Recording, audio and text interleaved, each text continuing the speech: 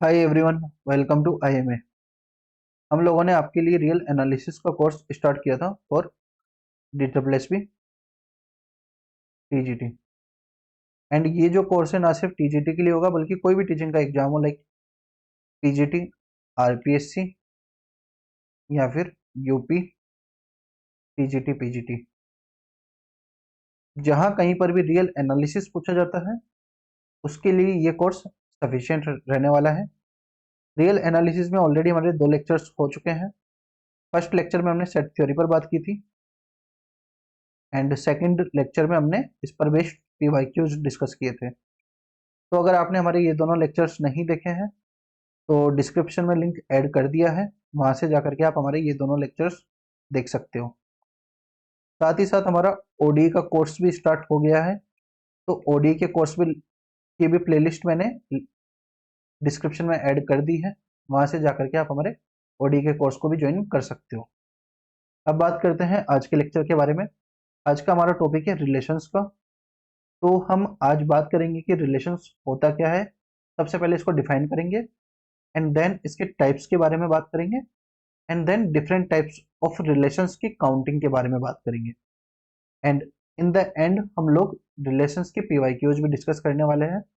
तो चलिए अब आज की क्लास को शुरू करते हैं।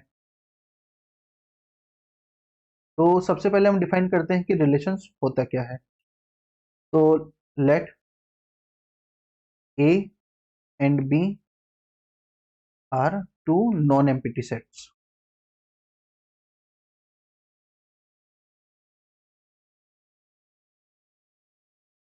मतलब कि ये दोनों नॉट इक्वल टू 5 है। ठीक है, देन वी से R is a relation from A to B if R is a subset of A Cartesian product of B। Cartesian product को हम किस तरह से डिफाइन करते हैं? x, y where x is belongs to A and y is belongs to B।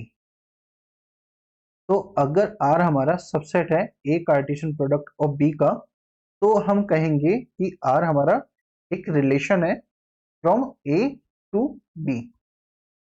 ठीक है, अब यहाँ पर एक नोटेशन और आता है कि वी से A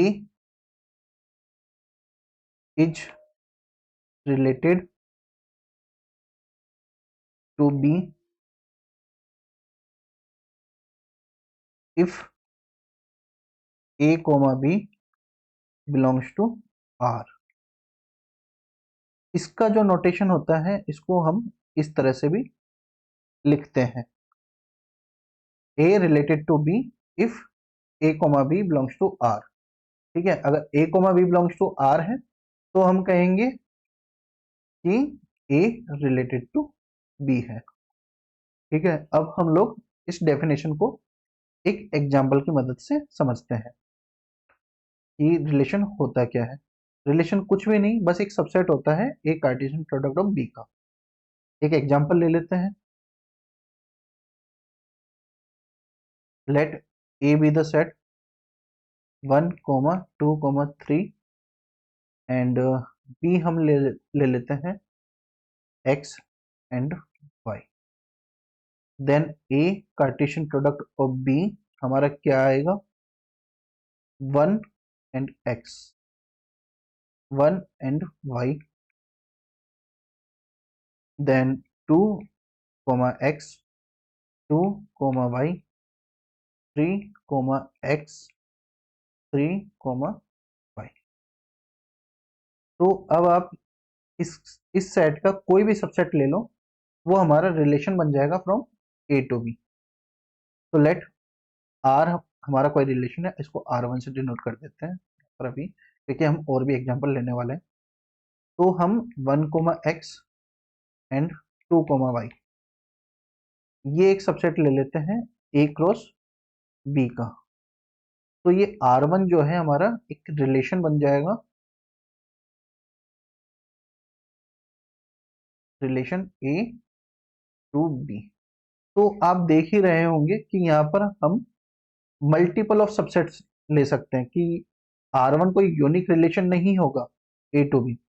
हम R2 भी ले सकते हैं। R2 हम ले लेते हैं, लो यहाँ पर 1, y एंड 3, x, ये भी हमारा सबसेट है ए क्रॉस बी का।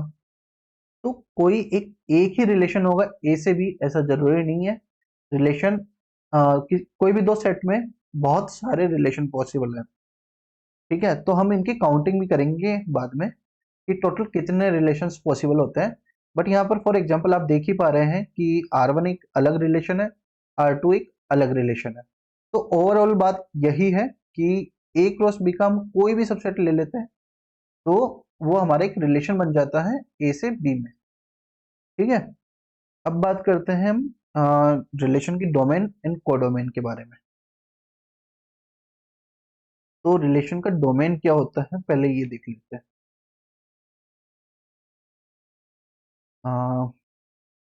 डोमेन को हम डिफाइन करते हैं एक सेट से। सेट क्या होता है कि A belongs to A such that A comma B belongs to R। तो अगर A comma B belongs to R है तो इसका जो ये A वाला पार्ट का जो सेट बन जाएगा वो हमारा डोमेन कहलाएगा। तो फिर R1 का डोमेन हमारा क्या होगा यहाँ पर 1 एंड 2। सिमिलरली हमारा R2 का डोमेन क्या होगा 1 एंड 3। तो डिफरेंट रिलेशंस के हमारे डिफरेंट डोमेन आ जाएंगे। ठीक है, अब बात करते हैं रेंज के बारे में कि रेंज क्या होती है।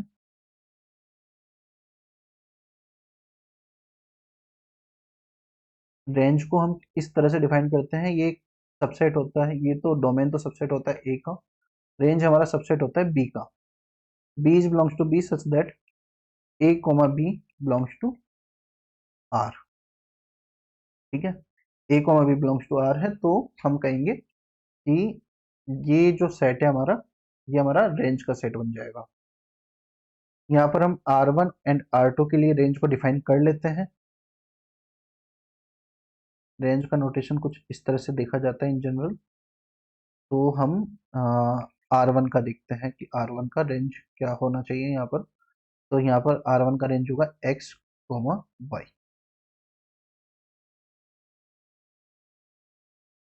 एंड R2 का रेंज क्या होगा y, x। तो इस तरह से हम रेंज को डिफाइन कर लेते हैं। ये तो बात हो गई डोमेन एंड रेंज के बारे में, एंड हम लोगों ने डेफिनेशन ऑफ रिलेशंस भी देख लिया है। अब बात करते हैं आगे की। यहाँ पर रिलेशंस के बारे में एक बात और है, जैसे कि यहाँ तो हमने डिफरेंट डिफरेंट सेट्स लिए थे, ए और बी डिफरेंट सेट्स थे, तो यहाँ पर रिलेशन को कुछ इस तरह से बोला जाता है। लेकिन बाय चांस अगर हमारा कोई एक ही सेट आ जाता है, लेट एक रिलेशन है R is subset of A cross B की जगह हमारा ए क्रॉस ए आता है। ठीक है, तो ये एक रिलेशन होगा, relation from A to A. तो इसको इस तरह से नहीं लिख करके हम लिखते हैं रिलेशन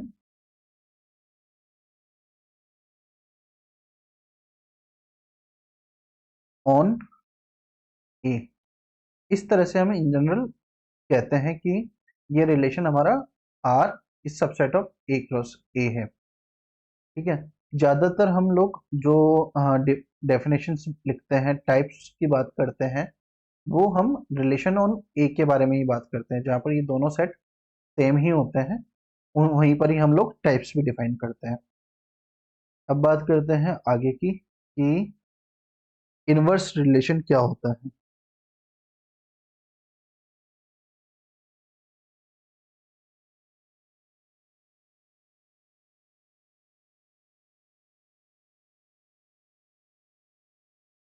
तो let R be a relation from A to B. Okay, then हम लोग इनवर्स रिलेशन को कुछ इस तरह से डिफाइन करते हैं कि यहाँ पर बी कोमा ए टाइप के एलिमेंट आएंगे सच दैट हमारा ए कोमा बी बिलोंग कर रहा है आर में। ठीक है, तो ए कोमा बी अगर आर में आ रहा है तो यहाँ पर बी कोमा ए होगा। तो आर इनवर्स हमारा कहाँ से कहाँ में डिफाइन होता है? आर इनवर्स हमारा सबसेट होता है बी क्रॉस ए का। इन डिफाइन कैसे होता है? बी टू ए में। ठीक है, अब हम पहले जो हमने एग्जांपल यूज में लिए थे वही यहाँ पर भी ले लेते हैं। एग्जांपल हम आर वन हमारा रिलेशन क्या था? 1, x एंड 2, y। तो हमारा आर वन का इनवर्स क्या हो जाएगा? x, 1 and y। सिंपल है, चीजें ज्यादा टिपिकल है नहीं। ठीक है, इसी तरह से हम इनवर्स रिलेशन को डिफाइन कर लेते हैं। अब हम बात करते हैं कंपोजिशन ऑफ रिलेशन पर की। लेकिन कंपोजिशन ऑफ रिलेशन पर जाने से पहले इनवर्स रिलेशन के डोमेन और रेंज की बात करते हैं। तो जो डोमेन होता है आर इनवर्स का, वो क्लियरली हमारा क्या होगा? रेंज होगा आर का। क्योंकि यहाँ पर देखिए आप, ये एक्स एंड वाई आ रहा है, यहाँ पर एक्स एंड वाई था, तो ये दोनों हमारे किसके एलिमेंट थे? यहाँ पर ये हमारे रेंज के एलिमेंट थे। रेंज के एलिमेंट यहाँ पर किसके एलिमेंट बन गए? आर आर वन के इनवर्स में हमारे डोमेन के एलिमेंट बन गए। तो यहाँ पर ये होता है। सिमिलरली हमारा जो रेंज होता है आर इनवर्स का, वो हमारा डोमेन होता है आर का। क्योंकि देखो डोमेन में आर वन के कौन कौन से एलिमेंट थे? 1 एंड 2। 1 एंड 2 हमारे यहाँ पर किसमें आ रहे हैं? रेंज के अंदर आ रहे हैं, तो इसलिए ऐसा लिखा जाता है। अब बात करते हैं कंपोजिशन के बारे में।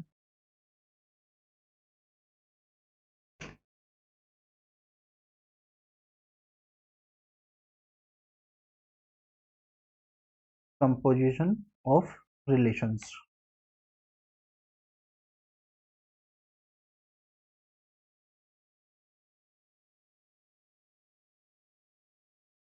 तो लेट्स से ए, बी और सी हमारे तीन नॉन एम्प्टी सेट्स हैं।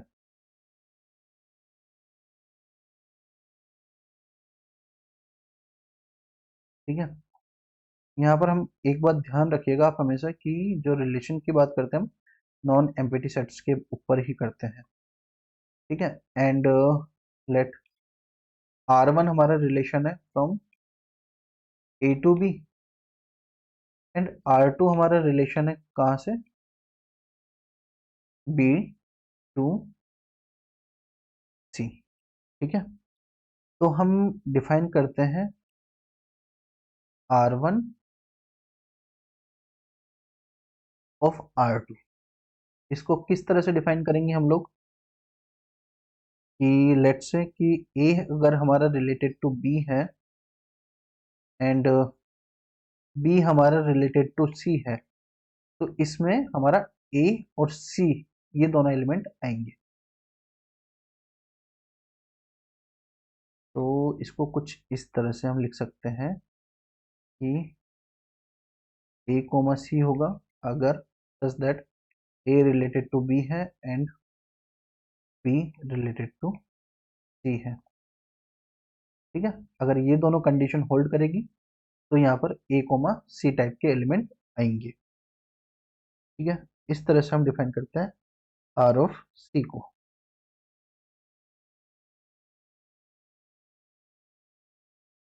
एंड इसी तरह से हम इसका इनवर्स भी डिफाइन कर सकते हैं and R two of R one भी डिफाइन कर सकते हैं। काफ़ी सारी चीज़ें हैं जो कि हम अलग अलग चीज़ें कर सकते हैं। एक एग्जाम्पल ले लेते हैं, उसकी मदद से समझने की कोशिश करते हैं। Let A is equal to 1, 2, 3, B is equal to x, y and C is equal to A comma B.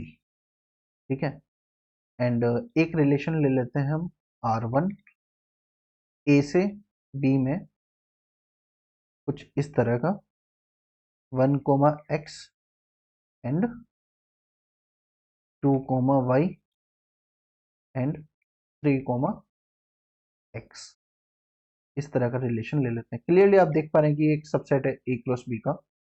And हम R2 एक रिलेशन लेते हैं x comma A and y comma B का। ठीक है, तो हम R1 ऑफ R2 को इस तरह से डिफाइन करेंगे। यहाँ पर हमारा 1 आ रहा है जो कि रिलेटेड टू x है, 1 रिलेटेड टू x, और जो x हमारा रिलेटेड है किसके हैं, a के। तो 1 और a आपस में रिलेटेड हो गए। This implies 1 related to a है। तो यहाँ पर हमारा कौन सा एलिमेंट आएगा, 1 कोमा ए। एंड यहाँ पर जैसे कि x कोमा बी भी होता तो यहाँ पर 1 कोमा बी भी हमारा एक एलिमेंट आ रहा होता, क्योंकि 1 रिलेटेड टू x है। एंड इन दैट केस अगर x कोमा बी भी है तो x हमारा रिलेटेड टू बी भी है, तो ये हमारा इंप्लाई करता 1 रिलेटेड टू बी है। ठीक है, एंड यहाँ पर 2 रिलेटेड टू y है, तो 2 y से रिलेटेड है एंड y b से रिलेटेड है, तो 2 comma B. And similarly 3 x से रिलेटेड है and x a and b से रिलेटेड है, तो यहाँ पर आएगा हमारा 3 comma a and 3 comma b। इस तरह से हम कंपोजिशन ऑफ रिलेशन को डिफाइन करते हैं। होपफुली आपको समझ में आ गया होगा इस एग्जांपल की मदद से। अब बात करते हैं हम कुछ स्टैंडर्ड रिलेशंस के बारे में। तो एक तो हमारा एम्पिटी रिलेशन होता है जो हमारे स्टैंडर्ड रिलेशंस में आते हैं। बात करते हैं इसके बारे में।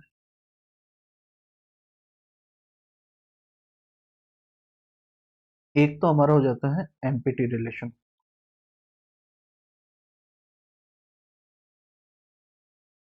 नाम से ही जाहिर हो रहा है, जैसा कि एम्पिटी सेट था वैसे एम्पिटी रिलेशन है कि इसके अंदर फाई जो रहता है सबसेट होता है ए क्रॉस बी का। हमारा फाई तो सभी सेट्स का ही सबसेट होता है ना, तो ये जो रिलेशन होता है हमारा, ये होता है हमारा एम्पिटी रिलेशन। इसमें कोई भी एलिमेंट नहीं आ रहा होता। एक होता है हमारा यूनिवर्सल रिलेशन।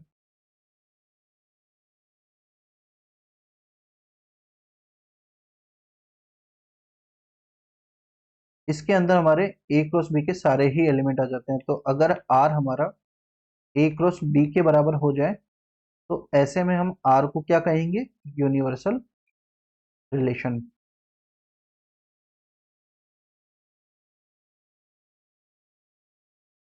ठीक है, एंड एक होता है हमारा आइडेंटिटी रिलेशन।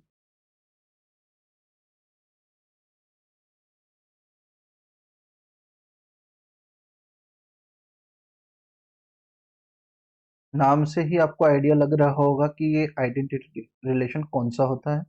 इसमें सिर्फ और सिर्फ कौन से एलिमेंट आएंगे, आएंगे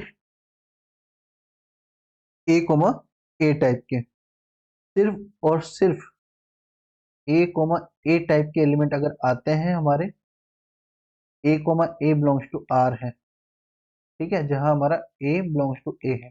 जो आइडेंटिटी रिलेशन होता है वो ऑन ए डिफाइन होता है, वो ए क्रॉस बी पर डिफाइन नहीं होता, वो सिर्फ ऑन ए डिफाइन होता है। मतलब कि आर जो होगा हमारा सबसेट होगा ए क्रॉस ए का, such that R is equal to A comma A where A belongs to A है। ठीक है, तो इस तरह का जो सबसेट होता है उसको बोलते हैं हम आइडेंटिटी रिलेशन। तो ये एक 3 हमारे स्टैंडर्ड रिलेशंस के टाइप हैं।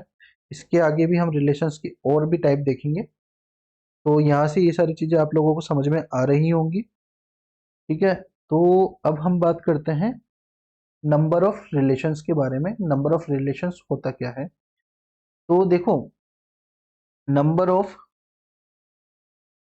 Total possible relations. देखिए, number of total possible relations कितने होंगे? जितने की ए क्रॉस बी की कार्डिनलिटी होगी। क्यों? क्योंकि ए क्रॉस बी के पावर सेट की कार्डिनलिटी होगी। क्योंकि आर क्या है? हमारा सबसेट होता है किसका? ए क्रॉस बी का। जितना जो भी पॉसिबिलिटी हमारी क्या होगी, ए क्रॉस बी के सबसेट्स की होगी, वही हमारी आर की पॉसिबल आर होंगे, और वही हमारे टोटल पॉसिबल ऑफ रिलेशंस होंगे। ठीक है, तो यहाँ पर टोटल जो रिलेशंस होंगे, नंबर ऑफ पॉसिबल रिलेशन होंगे, वो हमारे क्या होंगे? Number of possible subsets of A cross B, and ये हमारा क्या होगा? Cardinality of power set of A cross B. तो अगर हमारी कार्डिनलिटी ऑफ ए हम n ले लेते हैं, एंड कार्डिनलिटी ऑफ बी हम n ले लेते हैं, तो इसकी कार्डिनलिटी क्या आएगी? To the power m cross n। तो ये होता है हमारे टोटल पॉसिबल ऑफ रिलेशंस। ठीक है, एंड जो ये दोनों जो रिलेशंस होते हैं, इनको बोलते हैं हम ट्रिवियल रिलेशंस। और इन दोनों के अलावा जितने भी टाइप के रिलेशन होते हैं, उन दोनों को बोलते हैं हम नॉन ट्रिवियल रिलेशंस। तो अगर आपको कभी भी पूछा जाए कि टोटल नंबर ऑफ रिलेशंस कितने होते हैं, तो वो तो आप बोलेंगे to the power m cross n। Trivial relation कितने होते हैं?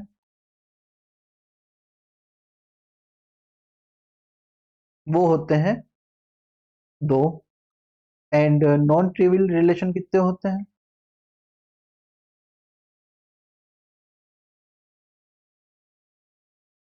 वो होते हैं to the power m cross n minus to.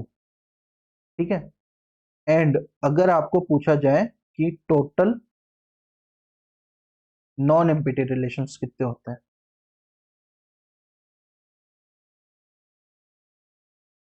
तो आप बताएंगे to the power m cross n minus one, क्योंकि हम एम्पिटी सेट को, एम्पिटी रिलेशन को हम बाहर कर देंगे। तो total number of non empty relations to the power m cross n minus one होते हैं। ठीक है, अब बात करते हैं हम रिलेशंस के टाइप्स के बारे में। तो पहला जो है हमारा वो है रिफ्लेक्सिव।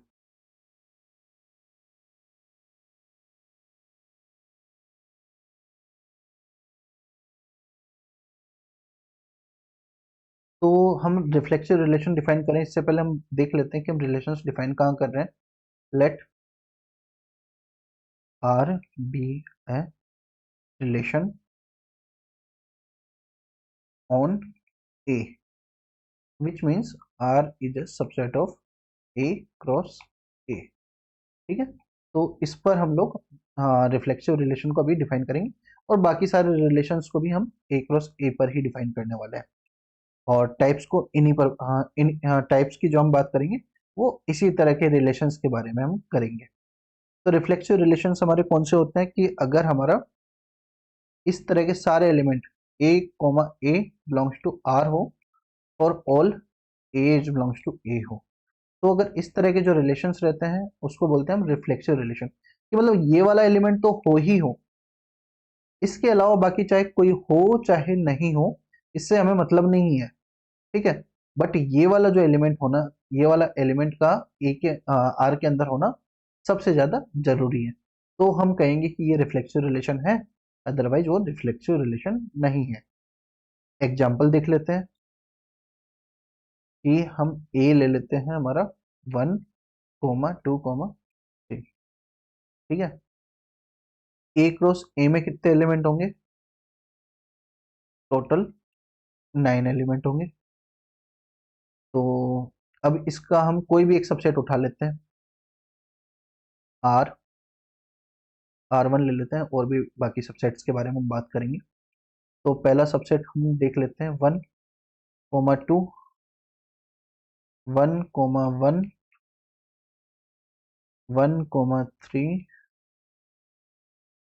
2, 2 एंड 3, 3। ठीक है। अब देखिए यहाँ पर हमारे 1, 2, 3 तीन एलिमेंट थे, तो यहाँ से हमारा जो सबसे ज्यादा जरूरी है रिफ्लेक्शन रिलेशन के अंदर आना है, वो है 1, 1, 2, 2 एंड 3, 3। कि ये तीन एलिमेंट्स तो हमारे आर के अंदर हो ही हो, इसके अलावा कोई और हो या नहीं हो उससे हमें फर्क नहीं पड़ता है।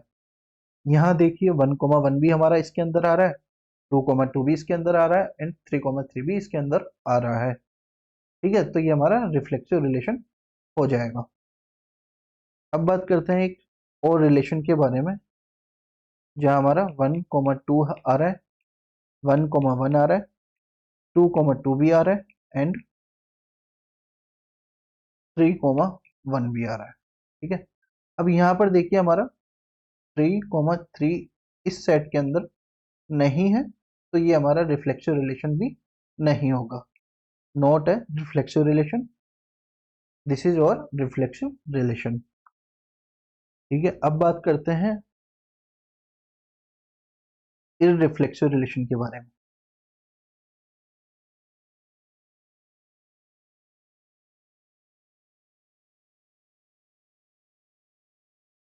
तो अगेन हमारा जो फर्स्ट अजम्पशन है वो तो यही है कि आर हमारा रिलेशन है ऑन ए, तो आर हमारा सबसेट होना चाहिए सबसे पहली बात तो ए क्रॉस ए का।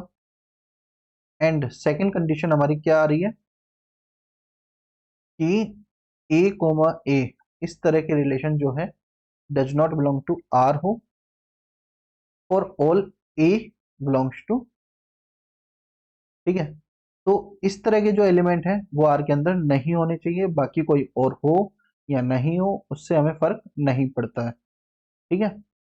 तो इस तरह के जो भी रिलेशन होंगे उनको हम बोलेंगे इररिफ्लेक्सिव रिलेशंस।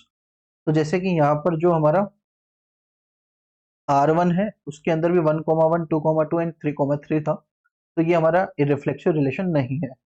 आर टू के अंदर भी हमारा 1, 1 था एंड 2, 2 था, 3, 3 नहीं था, बट 1, 1 एंड 2, 2 भी नहीं होना चाहिए, क्योंकि ये for all A's belongs to एक ही बात कर रहा है। ठीक है। तो ये दोनों एलिमेंट भी नहीं होने चाहिए थे, तभी हम कह सकते थे कि आर टू हमारा इररिफ्लेक्सिव रिलेशन है। तो यहाँ पर हमारा आर थ्री हम डिफाइन करते हैं किस तरह से, 1, 3 एंड 2, 3 टाइप का। तो इसके अंदर देखिए ये तीनों ही एलिमेंट नहीं है, तो ये हमारा एक इररिफ्लेक्सिव रिलेशन बन जाएगा। अब बात करते हैं हमारे अगले रिलेशन के बारे में, वो है हमारा symmetric relation.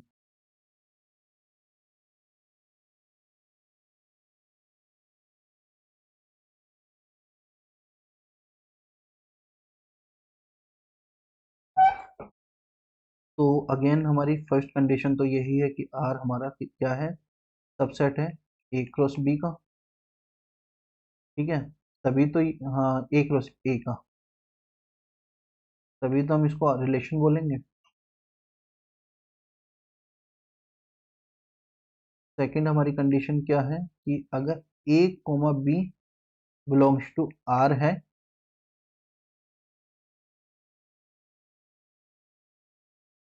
Belongs to R है, तो ये हमारा क्या इंप्लाई करता है कि B comma A belongs to R होगा, for all A comma B belongs to A. ठीक है। मतलब क्या हुआ कि अगर A comma B belongs to R है, तो बी कोमा ए भी आर के अंदर होना ही होना चाहिए। अगर ए कोमा बी टाइप का कोई एलिमेंट आर के अंदर नहीं है, तो बी कोमा ए के होने या नहीं होने से कोई फर्क नहीं पड़ेगा। तो जैसे कि हम यहाँ पर बात करते हैं हमारे आर वन के बारे में। ठीक है। आर वन आर वन को ही हम ले लेते हैं और आर वन को देखते हैं कि ये हमारा रिफ्लेक्सिव है कि नहीं। तो देखो यहाँ पर हमारा 1, 2 आ रहा था, लेकिन 2,1 नहीं है। ठीक है, तो R1 हम लिख लेते हैं कुछ इस तरह से। चलो पहले वाला R1 तो कुछ और ले लेते हैं, लेकिन यहाँ पर कुछ और लिख लेते हैं। 1,2, 2,3। ठीक है, तो यहाँ पर देखिए 1,1 है इसके अंदर, बिलोंग्स टू आर, और ये आल्सो इम्प्लाई कर रहा है क्या, 1,1 बिलोंग्स टू आर।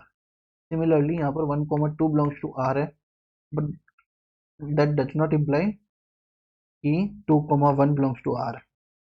2,1 है ही नहीं हमारा आर के अंदर, तो ये हमारा नॉट रिफ्लेक्सिव आएगा। रिफ्लेक्सिव कैसा दिखेगा वो भी देख लेते हैं कि 1,1, 1,2, 2,1, 3,1, 1,3। ठीक है, तो यहाँ पर देखिए 1,2 है तो 2,1 भी है, 3,1 है तो 1,3 भी है। तो हर एक एलिमेंट के लिए हमको देखना है कि अगर a, b आ रहा है तो फिर b, a भी आए। अगर किसी एक एलिमेंट के लिए भी ऐसा होता है कि a, b तो है बट b, a नहीं है, तो वो हमारा सिमेट्रिक रिलेशन नहीं होगा। ठीक है, अब बात करते हैं हमारे नेक्स्ट रिलेशन के बारे में, जो कि है एंटी सिमेट्रिक।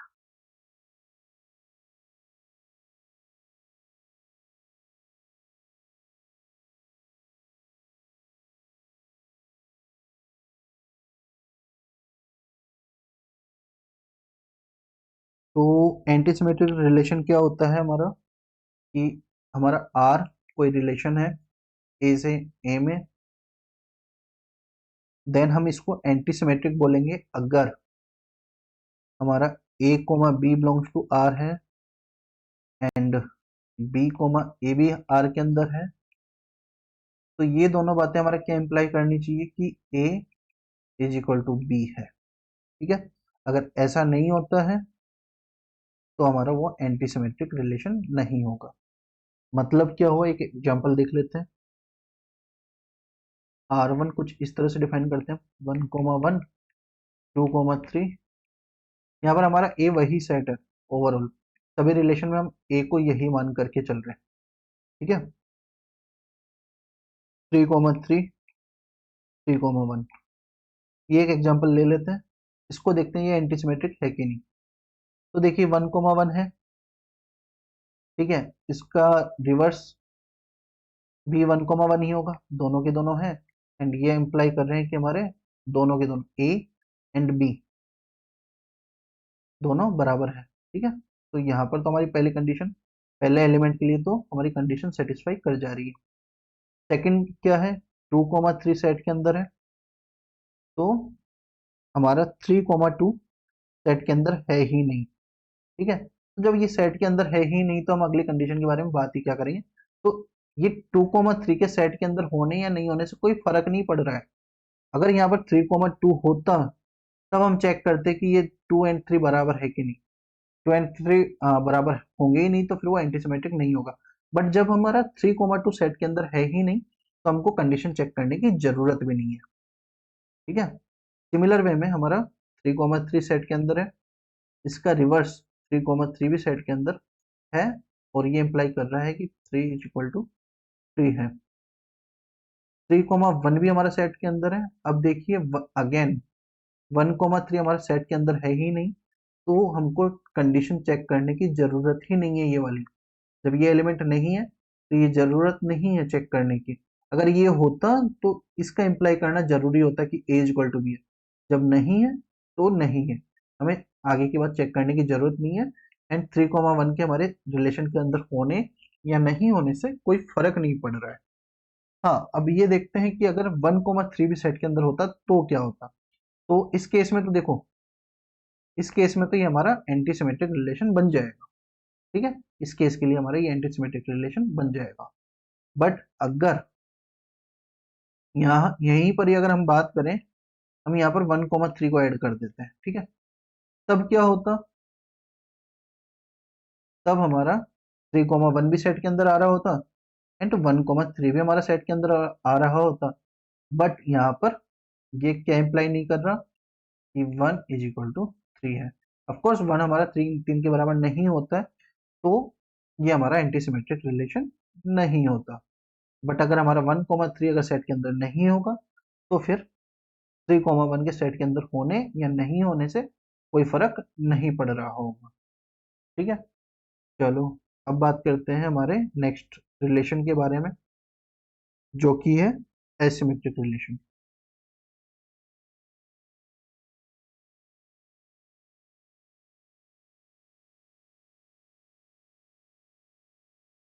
एसिमेट्रिक रिलेशन क्या होता है? वही कंडीशन है, सबसे पहले तो R is a subset of A cross A। R हमारा एक रिलेशन है फ्रॉम A टू A। तब अगर हमारा A कोमा B सेट के अंदर आए, R के अंदर आए, तो ये इंप्लाई करना चाहिए कि B कोमा A हमारा सेट के अंदर ना हो। ठीक है, तो ओवरऑल जैसा हमारा सिमेट्रिक रिलेशन था उसी का इनवर्स हमारा एसिमेट्रिक रिलेशन है। एक एग्जांपल ले लेते हैं। अगेन हमारा A क्या है? 1,2,3। तो यहाँ पर 1,2, 2,3 एंड 1,3 इस तरह का सेट ले लेते हैं। यहाँ पर हमारा 1,2 आ रहा है बट 2,1 नहीं आ रहा है। ठीक है, तो जो कंडीशन वो सेटिस्फाई हो जा रही है फर्स्ट एलिमेंट के लिए। 2,3 आ रहा है, 3,2 नहीं आ रहा है, तो यहाँ भी हमारी कंडीशन सेटिस्फाई हो जा रही है। 1,3 आ रहा है, 3,1 नहीं आ रहा है, तो यहाँ भी कंडीशन सेटिस्फाई हो जा रही है। बट अगर यहाँ पर 3,1 आ रहा होता तो हमारी कंडीशन सेटिस्फाई नहीं करती एंड ये एसिमेट्रिक रिलेशन नहीं होता। लेकिन अगर हमारा 3,1 नहीं है तो ये हमारा एसिमेट्रिक रिलेशन बन जाएगा। ठीक है, चलो अब बात करते हैं हमारे नेक्स्ट रिलेशन के बारे में, जो कि है ट्रांजिटिव रिलेशन। यहाँ पर हम लिखते हैं ट्रांजिटिव रिलेशन।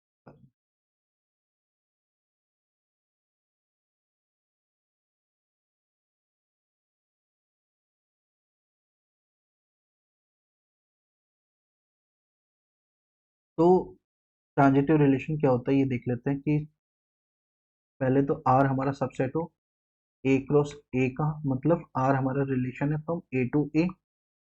देन अगर हमारा ए कोमा बी आर में है, हमारे रिलेशन के अंदर है, मतलब कि ए रिलेटेड टू बी है, and B comma C B R के अंदर है, मतलब कि बी रिलेटेड टू सी है।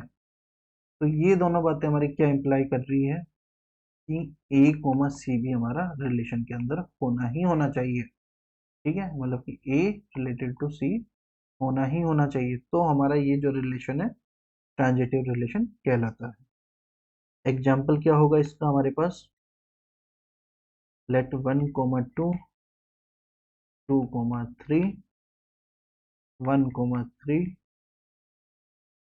1,2 एंड 2,1 इस तरह का एक सेट ले लेते हैं। अब देखिए यहाँ पर 1,2 आ रहा है और 2,3 भी आ रहा है।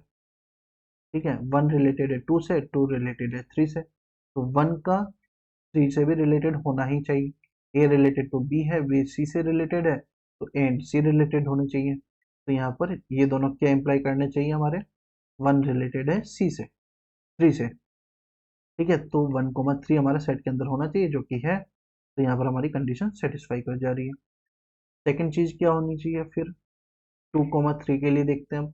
2,3 हमारे सेट के अंदर है बट 3 कोमा कुछ भी हमारा सेट के अंदर नहीं है, तो ये भी हमारा पास हो जा रहा है। यहाँ पर भी हमारी कंडीशन सेटिस्फाई हो जाएगी, क्योंकि जब 3 कोमा समथिंग हमारा सेट के अंदर है ही नहीं तो फिर आगे की कंडीशन हमें चेक करने की जरूरत ही नहीं है।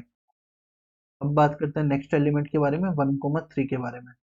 अब अगेन यहाँ पर भी 3 कोमा समथिंग कुछ है ही नहीं, तो हम चेक ही क्या करेंगे? तो यहाँ पर भी हमारी कंडीशन सेटिस्फाई कर जा रही है। फिर 1,2 के बारे में देखते हैं।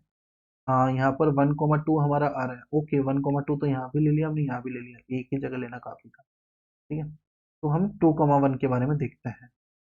अगेन वही है कि 2,1 के अलावा कुछ 1 कोमा समथिंग। अच्छा ठीक है, यहाँ पर 1,2 आ रहा है हमारा। ठीक है, तो 1,2 हमारा आ रहा है, तो यहाँ पर देखते हैं कि 2 1 से रिलेटेड एंड 1 2 से रिलेटेड। तो this imply two related to two होना चाहिए, मतलब कि ये हमारा सेट के अंदर होना चाहिए, बट 2,2 हमारा सेट के अंदर नहीं आ रहा है, तो ये हमारा ट्रांजिटिव रिलेशन नहीं होगा, नॉट ए ट्रांजिटिव रिलेशन। ठीक है, ये नहीं होगा। अगर 2,2 को हम इस सेट के अंदर ऐड कर देते हैं तो ये हमारा एक ट्रांजिटिव रिलेशन बन जाएगा। ठीक है, अब बात करते हैं इक्विवेलेंस रिलेशन के बारे में। जितने भी सारे हमने रिलेशंस पढ़े हैं उनमें सबसे ज्यादा इंपॉर्टेंट है हमारे रिफ्लेक्सिव और सिमेट्रिक एंड ट्रांजिटिव। ये तीन रिलेशन ही सबसे ज्यादा इंपॉर्टेंट रिलेशंस है। इन्हीं पर बेस्ड चीजें हम आगे करते हुए दिखेंगे। अब बात करते हैं हम इक्विवेलेंस रिलेशन के बारे में।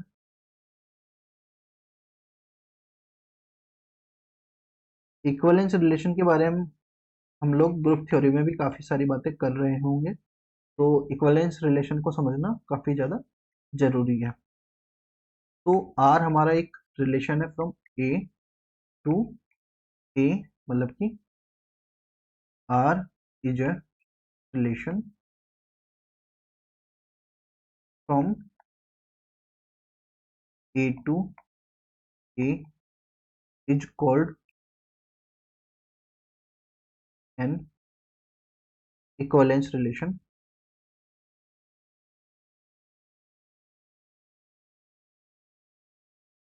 इफ पहली कंडीशन जो ये आर है ये रिफ्लेक्सिव हो, दूसरी कंडीशन आर हमारा सिमेट्रिक हो, तीसरी कंडीशन आर हमारा ट्रांजिटिव हो।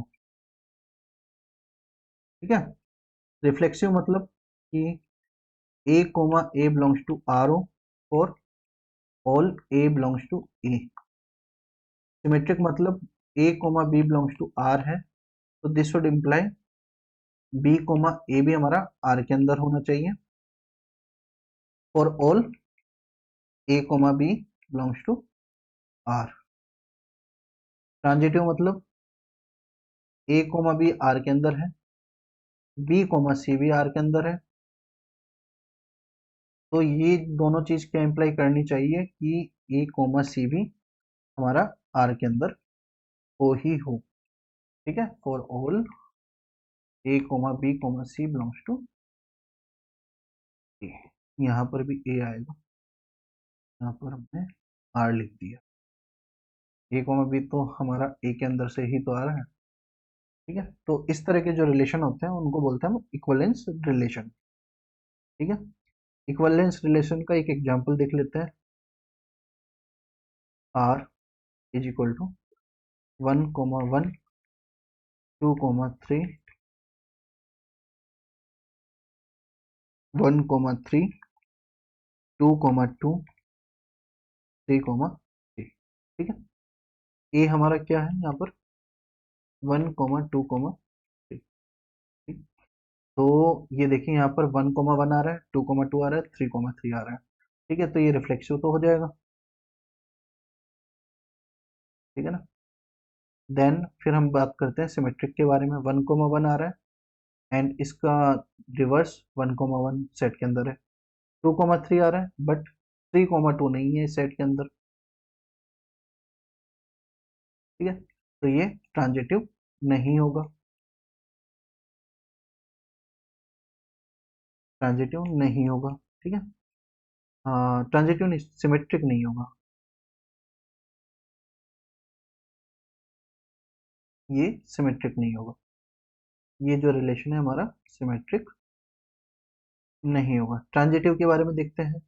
1,1 आ रहा है लेकिन 1,3 भी इसके अंदर है, तो 1,1 हमारा सेट के अंदर है, 1,3 भी हमारा सेट के अंदर है, एंड दिस शुड इम्प्लाई कि 1,3 हमारा सेट के अंदर होना चाहिए, बिलोंग्स टू आर करना चाहिए। ये दोनों आर के अंदर है तो, जो कि ऑलरेडी है।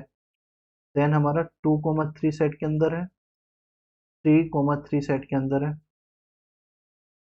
ये दोनों आर के अंदर है, तो दिस शुड इम्प्लाई कि 3,3 सेट के अंदर होना चाहिए, जो कि है हमारा। ठीक है, देन हमारी बात होती है 1,3 के बारे में। अगेन 1,3 सेट के अंदर है, 3,3 भी सेट के अंदर है, तो दिस शुड इम्प्लाई कि हमारा 1,3 हमारा आर के अंदर होना चाहिए, जो कि है।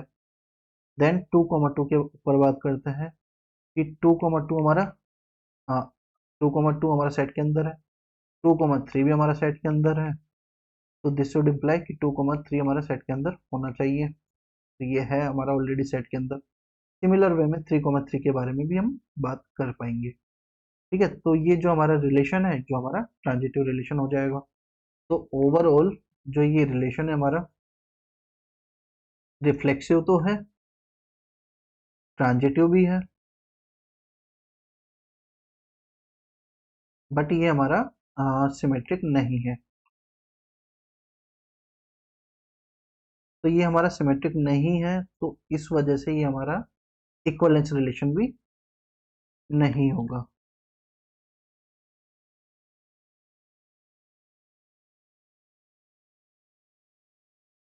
अगर ये सिमेट्रिक हो जाता, तब हम कहते हैं कि ये हमारा अ, तब हमारा ये इक्विवेलेंस रिलेशन भी बन जाता। तो सिमेट्रिक होने के लिए यहाँ पर क्या क्या कंडीशन की जरूरत थी कि 2,3 है, तो 3,2 भी होना चाहिए था। 1,3 है, तो 3,1 भी होना चाहिए था। 2,2 है, तो 2,2 तो होना ही चाहिए था। 3,3 है, तो 3,3 भी होना ही चाहिए था।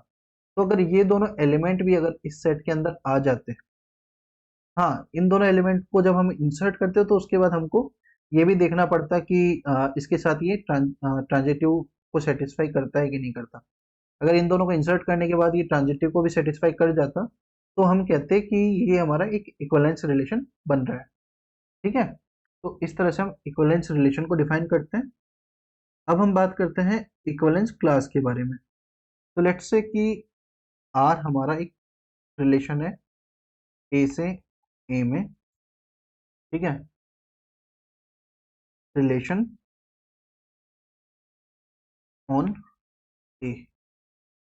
तो हम एक इक्विवेलेंस क्लास को किस तरह से डिफाइन करते हैं?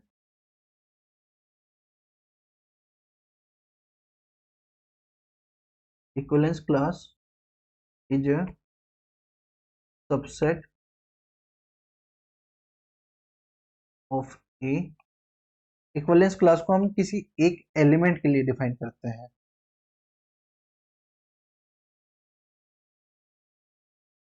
Equivalence class of A belongs to A is a subset of A such that it contains all elements which are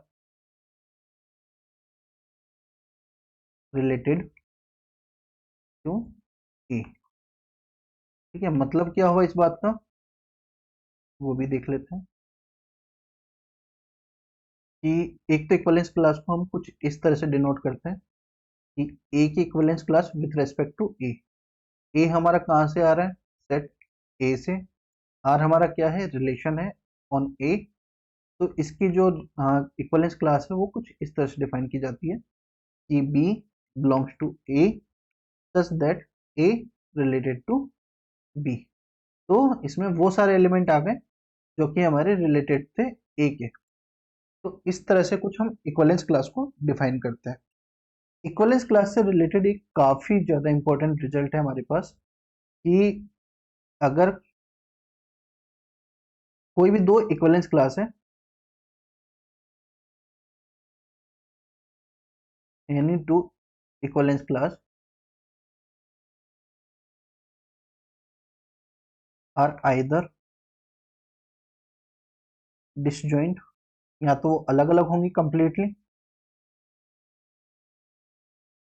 और सेम, या फिर वो दोनों बिल्कुल सेम होगी। ठीक है, तो या तो वो बिल्कुल सेम होगी या फिर वो बिल्कुल डिसजॉइंट होगी। अगर उन दोनों में कोई भी एक कॉमन एलिमेंट है, तो इसका मतलब वो दोनों सेम ही इक्विवेलेंस क्लास है। मतलब क्या हुआ वो भी देखते हैं, एंड देन इसका एक छोटा सा प्रूफ है वो भी देख लेते हैं। तो अगर A and B belongs to A है, and equivalence class of A intersection equivalence class of B is not equal to 5 है, तो ये इंप्लाई करेगा कि दोनों इक्वलेंस क्लास हमारी सेम है। ठीक है,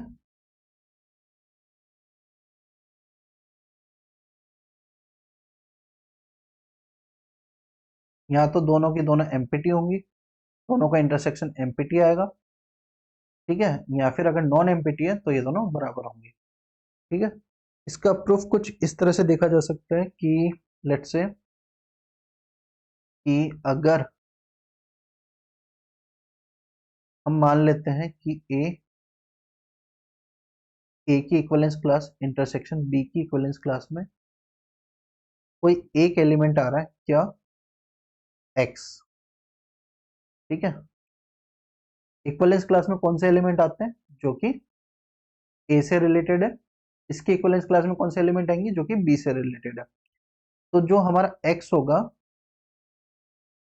वो ए से भी रिलेटेड होगा, और जो हमारा एक्स होगा वो बी से भी रिलेटेड होगा। इसको हम किस तरह से लिख सकते हैं, ए रिलेटेड टू एक्स।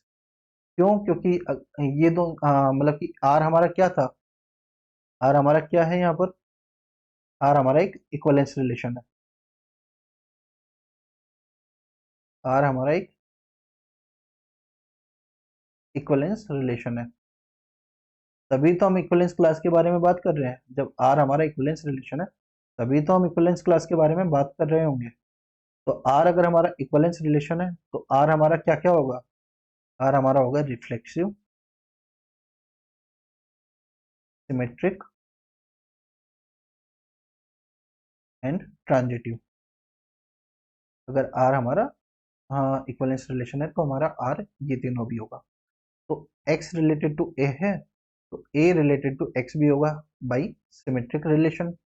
ठीक है, अब देखिए ए रिलेटेड टू एक्स है and X related to B है। ठीक है, तो from transitive relation we can say कि ए हमारा किससे रिलेटेड होगा, बी से। तो एक रिजल्ट तो हमारा यहाँ से क्या आ जा रहा है कि अगर ये दोनों डिसजॉइंट है, इन दोनों के अंदर कोई भी एक एलिमेंट कॉमन आ रहा है, तो जो ए होगा वो रिलेटेड टू होगा बी के। ठीक है, अब देखिए यहां से क्या चीजें निकल करके आती हैं। लेट्स से कि for any element, let's say P belongs to equivalence class of B. ये क्या है, इसका मतलब कि पी हमारा रिलेटेड है बी के, और इफ एंड ओनली इफ हम कह सकते हैं कि बी रिलेटेड है हमारा पी के। ठीक है, दोनों बात कहना सेम ही होगा क्योंकि ये हमारा एक सिमेट्रिक रिलेशन है। तो इसके लिए हम क्या कह पाएंगे, क्योंकि ए रिलेटेड टू बी है तो ट्रांजिटिव रिलेशन की मदद से हम यहाँ से ये कह पाएंगे कि A related to P B होगा ही होगा। तो बी का कोई भी एलिमेंट उठा लो, बी की इक्वलेंस क्लास का कोई भी एलिमेंट उठा लो आप, वो हमारा ए के रिलेटेड होगा ही होगा। इन सिमिलर वे ए की इक्वलेंस क्लास का कोई भी एलिमेंट उठा लो आप। ठीक है, ए की इक्वलेंस क्लास का कोई भी एलिमेंट उठा लो, वो हमारा बी के रिलेटेड होगा ही होगा। मतलब कि ए के सारे ए की इक्वलेंस क्लास के सारे एलिमेंट हमारे बी से रिलेटेड है, एंड बी की इक्वलेंस क्लास के सारे एलिमेंट हमारे ए से रिलेटेड है। तो ये बी की इक्वलेंस क्लास के जितने भी एलिमेंट होंगे वो हमारे किस में आ रहे होंगे, ए की इक्वलेंस क्लास में। और अगर ए के अंदर हम let say Q belongs to equivalence class of A बोल देते हैं, तो इसका मतलब होगा क्या कि क्यू हमारा रिलेटेड है ए के, if and only if A related है क्यू के। एंड ये हमारा क्या इंप्लाई करेगा, ए रिलेटेड है Q and A related to B. ये हमारा क्या इंप्लाई करेगा, ये हमारा इंप्लाई करेगा कि क्यू हमारा रिलेटेड है बी के। एंड ये क्या इंप्लाई करेगा, क्यू हमारा बिलोंग कर रहा है किसमें, इक्वलेंस क्लास ऑफ बी में।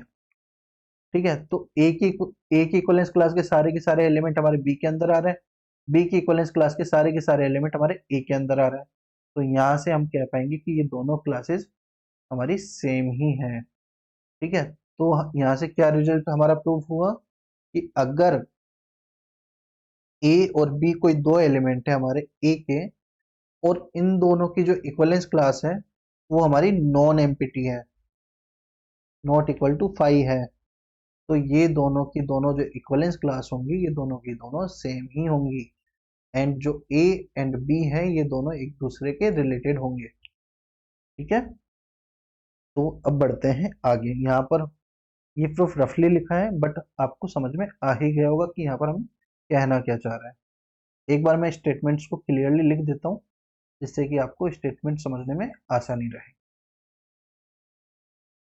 प्रूफ को फॉर्मली मैंने हमारे नोट्स में लिख दिया है, तो वहां से जाकर के आप हमारे नोट्स में ये सारी चीजें देख सकते हैं कि फॉर्मली हम प्रूफ को कैसे लिखते हैं। नोट्स आपको हमारे ऐप में अवेलेबल करवा दिए गए हैं, वहां पर ऑलरेडी मैं अपने नोट्स को अपलोड कर चुका हूँ, तो वहां से जाकर के आप इन सारी चीजों के प्रूफ्स को फॉर्मली देख सकते हो। ऐप का लिंक मैंने डिस्क्रिप्शन में ऐड कर दिया है, तो ऐप का लिंक, ऐप भी आप हमारा डाउनलोड वहां से कर सकते हो। ठीक है, तो फर्स्ट स्टेटमेंट तो है हमारा क्या, any two equivalence class are either disjoint और सेम। इसका मतलब क्या है, A comma B belongs to A है, and equivalence class of A intersection equivalence class of B is not equal to 5 है, तो ये हमारा इम्प्लाई करेगा क्या कि equivalence class of A equal to equivalence class of B, and ये और क्या इम्प्लाई करता है, ए रिलेटेड होगा हमारा बी के। ठीक है, तो ये दो बातें हमारी यहाँ से निकल करके आती है। अब बात करते हैं आगे की। तो यहाँ पर हमारा इक्वलेंस रिलेशन भी हमारा खत्म होता है। तो हमने बात की है क्या क्या, हमने डिफरेंट टाइप्स ऑफ रिलेशंस देखे हैं, एंड देन हमने इक्वलेंस रिलेशन डिफाइन किया, जो कि क्या होता है, इक्वलेंस रिलेशन हमारा एक ऐसा रिलेशन होता है जो कि हमारा रिफ्लेक्सिव भी हो, सिमेट्रिक भी हो एंड ट्रांजिटिव भी हो। देन हमने इक्विवेलेंस क्लास को डिफाइन किया, एंड एक रिजल्ट को समझा कि अगर कोई भी दो इक्विवेलेंस क्लास है तो या तो वो डिसजॉइंट होंगी या सेम होंगी, और जो दोनों एलिमेंट हैं वो दोनों एक दूसरे के रिलेटेड होंगे। ठीक है, अब बात करते हैं number of different types of relations के बारे में, कि हमारे कोई भी पर्टिकुलर टाइप का रिलेशन है तो वो टोटल नंबर ऑफ कितने पॉसिबल्स हैं, कि अगर एक एलिमेंट, एक हमारा सेट है ए, एंड उसका साइज अगर एम है, ए हमारा एक सेट है जिसका साइज अगर एम है, तो इस सेट पर हमारे कितने रिलेशंस पॉसिबल है, कितने रिफ्लेक्सिव रिलेशंस पॉसिबल है, कितने इररिफ्लेक्सिव रिलेशंस पॉसिबल है। अब इस बारे में हम लोग बात करते हैं। तो जैसा कि हमने देखा ही था कि अगर ए क्रॉस बी पर कोई रिलेशन हमारा डिफाइन होता है, ठीक है, एंड कार्डिनलिटी ऑफ ए हमारी क्या है, एम, कार्डिनलिटी ऑफ बी अगर एन है, तो यहाँ पर हमारे टोटल रिलेशंस निकल करके आए थे two the power M cross N. क्यों, क्योंकि भाई टोटल नंबर ऑफ रिलेशंस क्या होता है, total number of possible relations is equal to total number of possible subsets of A cross B. ये क्या होगा, cardinality of power set of A cross B. ये क्या आएगा हमारा, two the power cardinality of A cross cardinality of B. वहां से ये हमारा आता है two the power M cross N. ठीक है, ये हमने देख ही लिया था। अब यहाँ पर क्या है कि हम किसी एक ही सेट के बारे में बात कर रहे हैं, ए के ऊपर रिलेशन को डिफाइन कर रहे हैं। अब हमारा रिलेशन ये है। ठीक है, तो इस तरह के कितने रिलेशन पॉसिबल होंगे, two the power M cross N, क्योंकि यहाँ पर एक ही सेट है एंड उसकी कार्डिनलिटी हमारी एम है, तो total number of possible relation होंगे हमारे two the power M cross N. अब बात करते हैं total number of reflexive relations के बारे में। तो रिफ्लेक्सिव रिलेशन हमारा क्या होता है,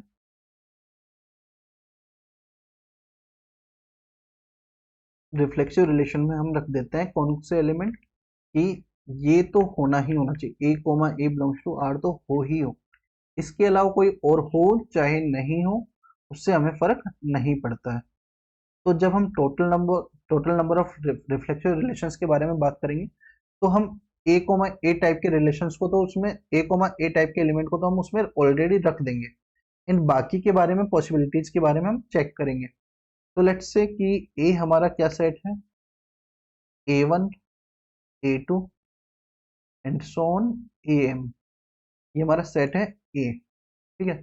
तो आर जो होगा हमारा, पॉसिबिलिटी ऑफ आर ही तो हमको देखना है, पॉसिबिलिटी ऑफ आर हमें चेक करना है, तो हम देखते हैं सबसे पहले आर हमारा होगा क्या इन जनरल। तो A1 comma A1, A2 comma A2, A3 comma A3 and so on AN AM comma AM। इन रिलेशंस को हमको हर एक रिलेशन के अंदर रखना पड़ेगा, हर एक रिफ्लेक्सिव रिलेशन के अंदर ये सारे एलिमेंट तो हमारे आएंगे ही आएंगे। इसके अलावा और जो जितने भी सारे पॉसिबिलिटीज होंगी, उन सारी पॉसिबिलिटीज के अकॉर्डिंग हमारे ये नंबर हमारा डिसाइड होगा। तो देखते हैं, लेट्स से कि x कोमा वाई एक आर्बिटरी एलिमेंट है, तो इसके पास कितनी पॉसिबिलिटीज हैं, ठीक है। तो x के पास हमारी कितने चॉइसेस हैं, टोटल A1 A2 AM, इनमें से कोई भी एलिमेंट हमारा x हो सकता है, तो टोटल हमारे पास m चॉइसेस हैं। y के पास कितनी चॉइसेस हैं, A1 A2 AM, तो यहाँ पर टोटल m चॉइसेस नहीं होंगी, क्योंकि x और y दोनों सेम नहीं हो सकते ना। तो अगर यहाँ पर हमारा A1 आ गया, तो यहाँ पर हमारे A1 नहीं आ सकता, यहाँ पर हमारे A2 से लेकर के AM तक के ही एलिमेंट आ सकते हैं। तो y के पास हमारी चॉइसेस रहेंगी m-1, ठीक है। तो x और y के पास कितनी चॉइसेस आ गई, m कोमा m-1। तो total possibility of x comma y कितनी आएंगी हमारे पास, कि इस तरह के एलिमेंट कितने होंगे हमारे, m कोमा m-1, टोटल इतने एलिमेंट्स होंगे, ठीक है, x कोमा y टाइप के, जो कि हमारे इस सेट के अंदर आ भी सकते हैं एंड नहीं भी आ सकते, ठीक है। तो इन दोनों के पास हमारी दो चॉइसेस होगी, ये सारे एलिमेंट हमारे सेट के अंदर हो भी सकते हैं या नहीं भी हो सकते। तो x कोमा y के पास हमारी दो चॉइसेस हैं, एंड यही चॉइसेस हमारी कार्डिनलिटी ऑफ रिफ्लेक्सिव रिलेशंस को भी डिफाइन करती है, कि ये या तो सेट में होगा या नहीं होगा। तो टोटल नंबर ऑफ चॉइसेस कितनी हो जाएंगी हमारी, two the power m cross m-1, ठीक है। आपको समझ में आया होगा ये कि ये नंबर कैसे निकल करके आया। हमने क्या किया कि हमने पहले तो वो सारे एलिमेंट रख लिए जो कि सेट के अंदर होने ही होने चाहिए।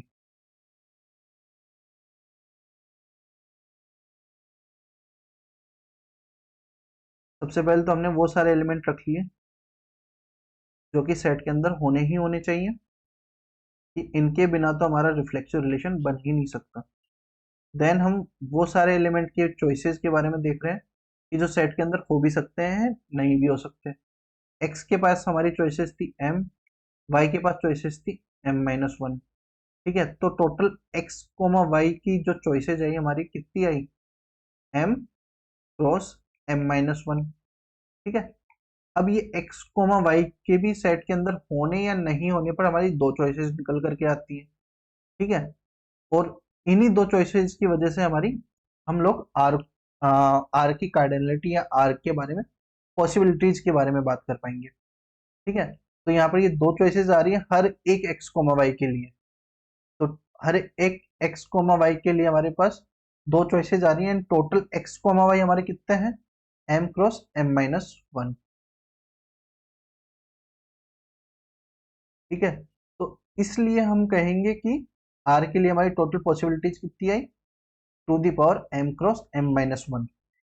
तो यहाँ से हम कह सकते हैं कि जो total number of reflexive relations होंगे वो कितने पॉसिबल है, two the power m cross m-1। Total number of irreflexive relations भी हम लोग इसी तरह से फाइंड कर सकते हैं। ये आपको एज ए होमवर्क है, आप लोग इस बारे में ट्राई करिएगा, नहीं हो पाए तो हमसे डिस्कस करिएगा, ठीक है। सेम ही प्रोसेस है। बाकी जो एग्जाम है उसके लिए तो रिकमेंडेड यही रहेगा कि आप इन सारे चीजों को आप याद ही करके जाएं, क्योंकि एग्जाम में अगर आप इस तरह से प्रूफ करने लगे तो फिर क्वेश्चन करने में काफी टाइम लग जाएगा, एंड आपको एग्जाम में इतना टाइम नहीं मिलता है। आपको मुश्किल से एग्जाम में हर एक क्वेश्चन के लिए 1 मिनट मिल रहा होगा। तो इस वजह से ये सारी चीजें आप याद रखेंगे तो ज्यादा बेहतर होगा। इन सारी चीजों को एग्जाम में प्रूफ नहीं करना है। इसी तरह से हमारा नंबर ऑफ सिमेट्रिक रिलेशन का भी एक फॉर्मूला हमारे पास है, एंटी सिमेट्रिक रिलेशंस का भी हमारे पास एक फॉर्मूला है, एसिमेट्रिक रिलेशंस का भी हमारे पास एक फॉर्मूला है। तो इन सारी चीजों को भी आपको याद ही रखना है। एक बार हम एंटी सिमेट्रिक रिलेशंस का फॉर्मूला प्रूव कर लेते हैं। इन दोनों का प्रूफ भी सेम ही है, एज ए पार्ट ही हम कह सकते हैं कि सिमेट्रिक रिलेशंस का ही पार्ट है। तो एक बार हम इसका आइडिया देख लेते हैं कि इसका आइडिया क्या है, प्रूफ का आइडिया ऑफ प्रूफ देख लेते हैं। ठीक है, फिर आगे बढ़ते हैं। तो एंटी सिमेट्रिक रिलेशंस को किस तरह से डिफाइन करते हैं, पहले ये देखना पड़ेगा हमें। तो एंटी सिमेट्रिक रिलेशन में अगर a कोमा बी आर के अंदर है, b कोमा ए भी अगर आर के अंदर है, तो ये दोनों कंडीशन क्या इंप्लाई करनी चाहिए कि हमारा a is equal to B है। ठीक है, तो अगर सिर्फ a कोमा बी अगर सेट के अंदर आए, आर के अंदर आए, and b comma A set b comma A R के अंदर नहीं आए, belongs to R, and b comma A does not belongs to R, तो हमें फर्क नहीं पड़ता फिर, तो हमारा वो एंटीसिमेट्रिक हो जाएगा। लेकिन अगर b कोमा ए भी सेट के अंदर आ रहा है तो ये दोनों बराबर ही होने चाहिए। ठीक है, तो अब बात करते हैं कि इसके अंदर कौन कौन से एलिमेंट आ सकते हैं।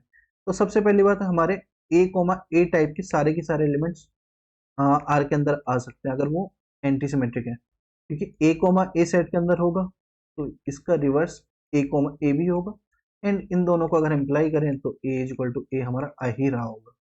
ठीक है, तो ए कोमा ए टाइप के तो जितने भी एलिमेंट होंगे वो सारे के सारे हमारे एंटीसिमेट्रिक रिलेशन के अंदर आ जाएंगे। ठीक है, तो ये कितने रिलेशन होंगे वो देख लेते हैं। इस तरह के रिलेशन मतलब कि इस तरह के एलिमेंट भी हमारे आर के अंदर आ भी सकते हैं, नहीं भी आ सकते। नहीं आने से कोई फर्क नहीं पड़ेगा, लेकिन आने से भी कोई फर्क नहीं पड़ रहा। एंटीसिमेट्रिक रिलेशन के लिए उसके अंदर ए कोमा ए हो ही हो, ये जरूरी नहीं है, लेकिन इसके आने से भी कोई फर्क नहीं पड़ेगा एंड इसके नहीं आने से भी कोई फर्क नहीं पड़ेगा। तो ए कोमा ए टाइप के जो भी हमारे एलिमेंट्स होंगे, इसके इसके पास दो चॉइसेस होंगी। टोटल कितनी चॉइसेस होंगी? दो चॉइसेस। इस आर के अंदर हो भी सकता है या फिर आर के अंदर नहीं भी हो सकता। ठीक है, तो इसी वजह से ये total number of A comma A type के रिलेशन कितने होंगे? ए की कार्डिनलिटी थी हमारी एम। ठीक है, तो ए कोमा ए टाइप के कितने रिलेशन होंगे हमारे? टोटल एम रिलेशन होंगे। ठीक है, ए कोमा ए टाइप के, और इन एम रिलेशन के पास हमारी कितनी चॉइसेस हैं? दो चॉइसेस। तो टोटल यहाँ से पॉसिबिलिटी क्या निकल करके आएगी आर के अंदर? अगर ए वन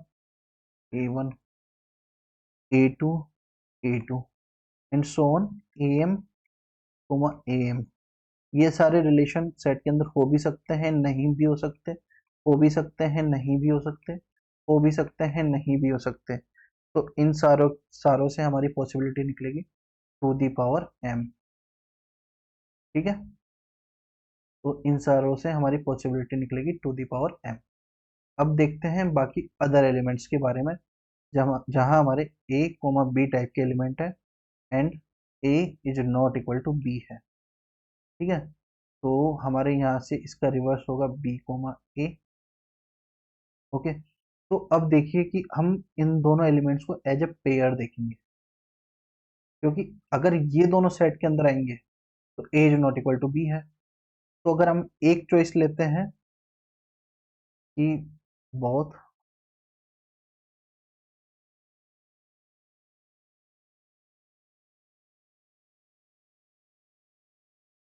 आर इन ए। ठीक है, तो इस केस में हमारा एंटी सिमेट्रिक रिलेशन नहीं होगा, क्योंकि अगर ये दोनों सेट के अंदर आएंगे तो ए और बी का बराबर होना जरूरी है, जो कि नहीं है। तो फिर इस केस के अंदर हमारा एंटी सिमेट्रिक नहीं होगा। लेकिन सिर्फ और सिर्फ ये ए कोमा बी आ जाए, एक ये चॉइस है कि ए कोमा बी तो हो बट ये ना हो। एक चॉइस ये है कि बी कोमा ए हमारा सेट आर के अंदर हो एंड ए कोमा बी नहीं हो, तो उस केस में भी हमारा एंटी सिमेट्रिक हो जाएगा। एक सिचुएशन ये है कि ये दोनों ही सेट आर के अंदर ना हो, तो in in that case also हमारा आर जो है एंटी सिमेट्रिक हो जाएगा। तो overall A comma B and B comma A, अगर इन दोनों एलिमेंट्स को एज ए पेयर काउंट करें और फिर हम पॉसिबिलिटीज के बारे में देखें, तो इन दोनों के सेट के अंदर होने या नहीं होने से रिलेटेड हमारे पास तीन ऐसी पॉसिबिलिटी हैं जिनमें हम एंटी सिमेट्रिक रिलेशन बना पाएंगे। बाकी एक पॉसिबिलिटी ऐसी है जिसमें दोनों के दोनों अगर सेट के अंदर आते हैं तो हमारा रिलेशन एंटी सिमेट्रिक नहीं बनेगा। तो टोटल हमारे पास तीन पॉसिबिलिटी है हर एक ए कोमा बी के लिए, जहां पर A is not equal to B है। तो इस पेयर के लिए हमारे पास तीन चॉइसेस ऐसी हैं जहां पर हमारा एंटी सिमेट्रिक बन रहा होगा। ठीक है, अब देखते हैं टोटल नंबर ऑफ ऐसे कितने पेयर्स पॉसिबल है। ठीक है, ए के पास हमारी कितनी चॉइसेस आएंगी, एम। बी हमारा ए के बराबर नहीं है, तो यहाँ पर इसके पास चॉइसेस आएंगी m-1। ठीक है, तो ये m इंटू m-1। ए कोमा बी और बी कोमा ए को हम एक ही पेयर काउंट कर रहे हैं, तो यहाँ पर डिवाइडेड बाई 2। ठीक है, तो इस तरह से हम निकालते हैं एंटी सिमेट्रिक रिलेशंस की काउंटिंग को। ठीक है, तो इस तरह से हम इसको निकालते हैं। ये एक आइडिया है प्रूफ का, फॉर्मल प्रूफ नहीं है। फॉर्मल प्रूफ के लिए आप हमारे नोट्स को देख सकते हैं जो कि हमारे ऐप में अवेलेबल है। ठीक है, अब बात करते हैं नंबर ऑफ ट्रांजिटिव रिलेशंस के बारे में। नंबर ऑफ ट्रांजिटिव रिलेशंस का कोई स्पेसिफिक फॉर्मूला नहीं है, तो हम लोग बात कर लेते हैं कुछ स्पेसिफिक रिलेशंस के बारे में जहां पर हमारा कार्डिनलिटी ऑफ ए अगर n है, n इज इक्वल टू 1 है। ठीक है, तो उस केस में हमारे पास टोटल दो ट्रांजिटिव रिलेशंस बनेंगे। अगर n की वैल्यू हमारी 2 है तो टोटल हमारे 13 ट्रांजिटिव रिलेशंस बनेंगे। n की वैल्यू अगर हमारी 3 है तो हमारे टोटल 171 ट्रांजिटिव रिलेशंस बनेंगे। स्पेसिफिक कोई फॉर्मूला नहीं है, तो आपको ये सारी चीजें याद ही रखनी पड़ेंगी, और कोई इसका सॉल्यूशन नहीं है। चीजें याद ही रखनी पड़ेंगी, अदरवाइज क्वेश्चंस नहीं कर पाएंगे। इसके अलावा इसके बाद n इक्वल टू 4 वगैरह के बारे में वो आपसे पूछेगा भी नहीं। अब बात करते हैं नंबर ऑफ इक्वलेंस रिलेशंस के बारे में। तो ये होता है, अगर हम एज ए कोई फॉर्मूला तो नहीं है बट हम इस तरह से बोल सकते हैं, नंबर ऑफ पॉसिबल पार्टीशन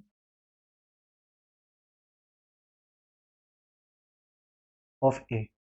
अब पार्टीशन ऑफ ए क्या होता है, इसको हम ग्रुप थ्योरी में जब हम सिमेट्रिक ग्रुप वगैरह के बारे में पढ़ेंगे तो वहां पर हम इन सारी चीजों को ज्यादा डिटेल में बात करेंगे। अभी के लिए हम कुछ कुछ एक जो हमारे स्पेसिफिक रिलेशन, स्पेसिफिक नंबर के जो सेट्स हैं उनके बारे में देख लेते हैं कि उनके केस में हमारे कितने इक्वलेंस रिलेशन पॉसिबल है।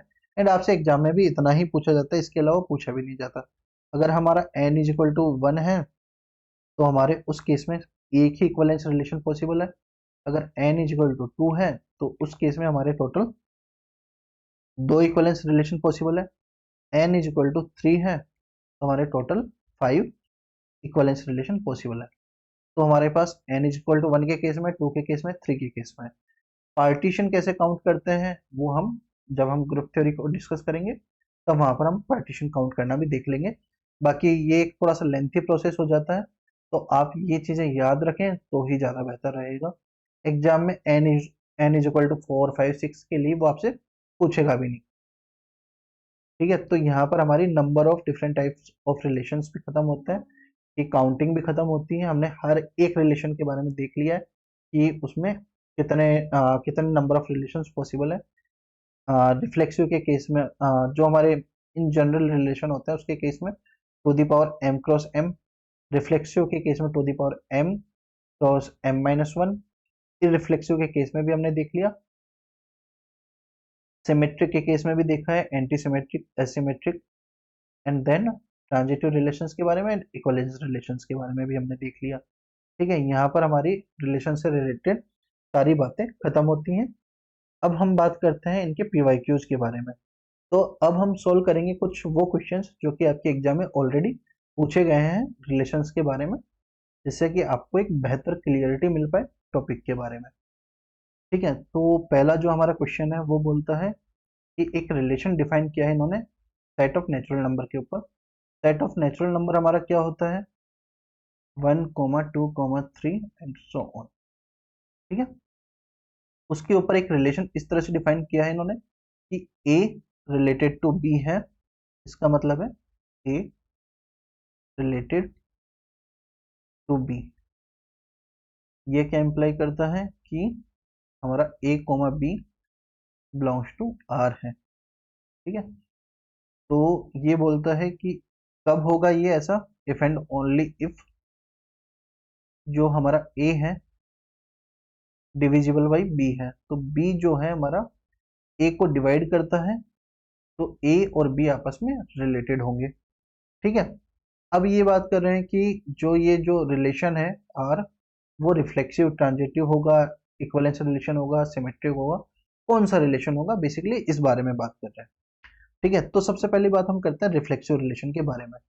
तो हम n का कोई भी एलिमेंट उठा लें, 1 उठा लें, 2 उठा लें, 3 उठा लें। ठीक है, तो हम जानते हैं कि 1 रिलेटेड टू 1 होगा ही होगा, 2 रिलेटेड टू 2 होगा ही होगा, 3 रिलेटेड टू 3 होगा ही होगा, क्योंकि 1 हमारा 1 को डिवाइड करेगा ही करेगा, 2 हमारा 2 को डिवाइड करेगा ही करेगा, 3 हमारा 3 को डिवाइड करेगा ही करेगा।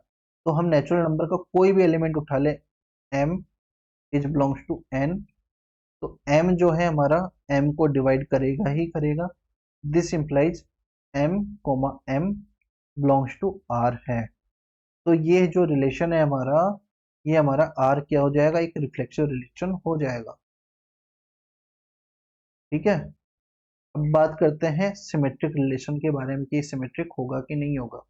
ठीक है, तो देखिए कि देखो 2,3 है, 2,3 तो इस सेट के अंदर होगा ही नहीं, कोई ऐसा रिलेशन लेते हैं जो सेट के अंदर है। तो हम बात करते हैं बी ए को डिवाइड करना चाहिए, तो लेट हम देख लेते हैं 6,2। ठीक है, क्योंकि 2 हमारा 6 को डिवाइड कर रहा है, तो हम ले ले रहे हैं 6,2 बिलोंग्स टू आर है। बट हम क्लियरली देख पा रहे हैं कि 2,6 हमारा आर के अंदर नहीं होगा। क्यों नहीं होगा, क्योंकि जो 6 है वो 2 को डिवाइड नहीं करता है। ठीक है, इसलिए जो 2,6 होगा वो आर के अंदर नहीं होगा, तो ये जो है हमारा सिमेट्रिक रिलेशन नहीं होगा। तो ये वाला ऑप्शन हमारा डिस्कार्ड हो जा रहा है, ये वाला ऑप्शन भी हमारा डिस्कार्ड हो जा रहा है। तो सिमेट्रिक नहीं है तो इक्विवेलेंस रिलेशन भी नहीं होगा, तो बचता हमारा वैसे ही यही ऑप्शन है, तो फर्स्ट ऑप्शन हमारा करेक्ट होगा। बट ये ट्रांजिटिव रिलेशन हो रहा है, वो क्यों हो रहा है वो भी देख लेते हैं एक बार, जिससे कि आपको बेहतर अंडरस्टैंडिंग मिल पाए। ठीक है, तो देखिए let's say A, B belongs to R है, एंड B, C भी हमारा R में बिलोंग कर रहा है, एंड जो हमारा B है वो यहाँ पर A को डिवाइड करेगा। ठीक है, एंड यहाँ पर C जो है वो हमारे B को डिवाइड करेगा। ये इसका क्या मतलब है कि अगर B A को डिवाइड कर रहा है, तो A जो है हमारा कुछ B के टाइप का होगा, मल्टीपल होगा ना B का, तभी तो B हमारा A को डिवाइड कर रहा होगा। ठीक है, इसको K1 बोल देते हैं। सिमिलरली C हमारा अगर B को डिवाइड कर रहा है, तो B जो होगा हमारा कुछ ना कुछ C का मल्टीपल होगा। ठीक है, तो ओवरऑल A जो है हमारा, उसको हम कुछ इस तरह से लिख पाएंगे, C K2 K1। ठीक है, तो ये कुछ ऐसा आ गया, C K1 K2। तो ओवरऑल जो हमारा A है वो C का ही कोई मल्टीपल आ गया। इसका मतलब C जो है हमारे A को डिवाइड करेगा, एंड ये हमारा क्या इंप्लाई करेगा, A रिलेटेड टू है हमारे C के। ठीक है, तो ए कोमा बी हमारा आर में बिलोंग कर रहा था, बी और सी आर में बिलोंग कर रहा था, तो ए कोमा सी भी हमारा आर में होगा ही होगा। ठीक है, तो इस वजह से ये ट्रांजिटिव रिलेशन बन जाएगा। तो हमारा फर्स्ट ऑप्शन 100% सही है। अब बात करते हैं नेक्स्ट क्वेश्चन के बारे में। नेक्स्ट क्वेश्चन हमारा केवीएस में पूछा गया था। क्या था क्वेश्चन वो देखते हैं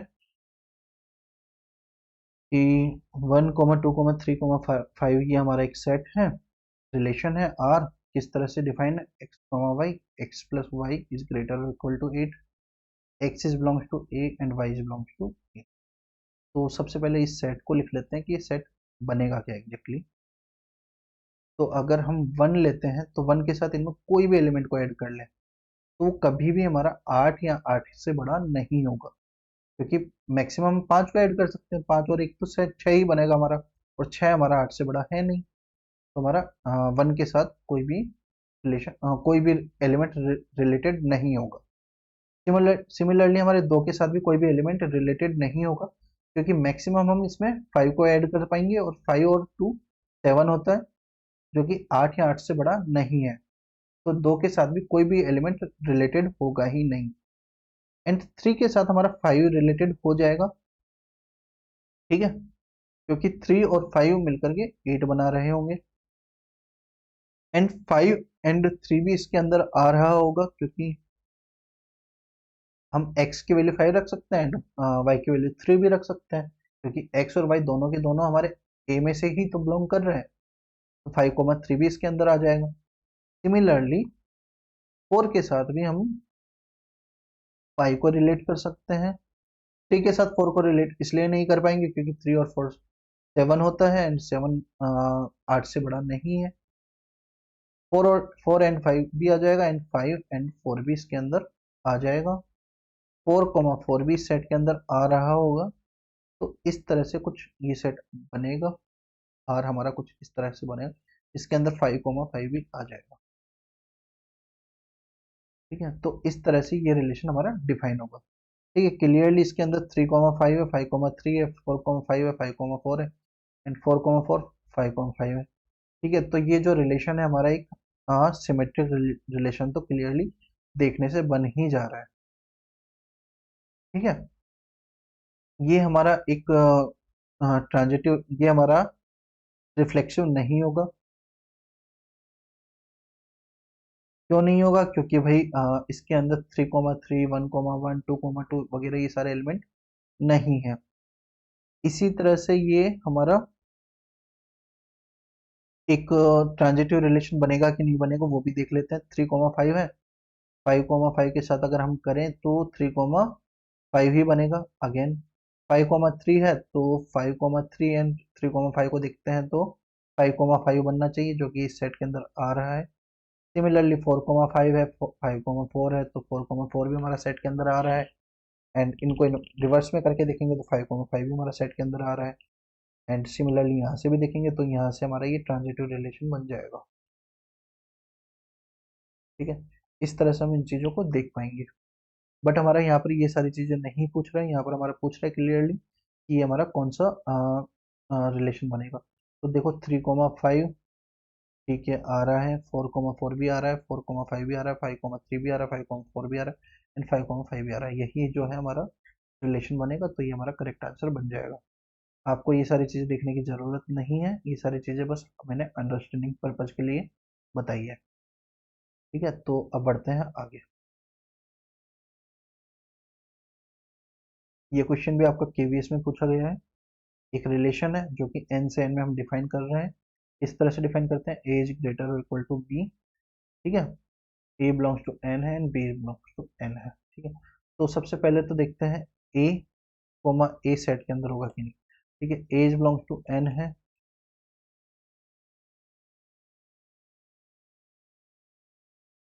ए बिलोंग्स टू एन है, और ए हमारा ग्रेटर और इक्वल टू होता है ए के हमेशा। तो ये इंप्लाई करेगा कि A comma A belongs to R है। ठीक है, तो यहाँ से हमारा दिस इंप्लाइज ये एक सिमेट्रिक रिलेशन बन जाएगा। ठीक है, अब बात करते हैं ए कोमा बी के बारे में। ये दोनों हमारे सेट के अंदर है। ए हमारा ग्रेटर और इक्वल टू बी है, दिस डज नॉट इम्प्लाई कि बी भी हमारा ग्रेटर और इक्वल टू ए हो। ये तो यहाँ से तो हमारा आएगा A comma B belongs to R, that does not imply कि बी कोमा ए भी हमारा आर के अंदर हो। क्योंकि देखो एग्जाम्पल के तौर पर देख लेते हैं, काउंटर एग्जाम्पल के तौर पर, कि 3 हमारा ग्रेटर और इक्वल टू 2 है, ठीक है, बट 2 हमारा ग्रेटर और इक्वल टू 3 नहीं है, ठीक है, ये इक्वलिटी होल्ड ही नहीं करती, ठीक है, तो इसलिए ये हमारा सिमेट्रिक रिलेशन नहीं होगा। यहाँ पर ये रिफ्लेक्सिव होना चाहिए था ना, ये हमारा रिफ्लेक्सिव रिलेशन तो है बट सिमेट्रिक नहीं है,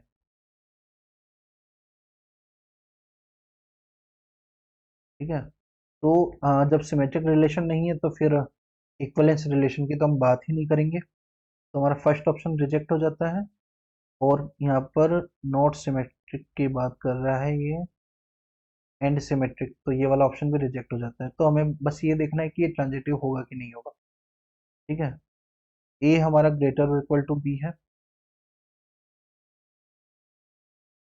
लेट्स से कि ए कोमा बी हमारा बिलोंग्स टू आर है, बी कोमा सी भी हमारा आर के अंदर है। यहाँ से क्या आएगा हमारा, A is greater equal to B is greater equal to C.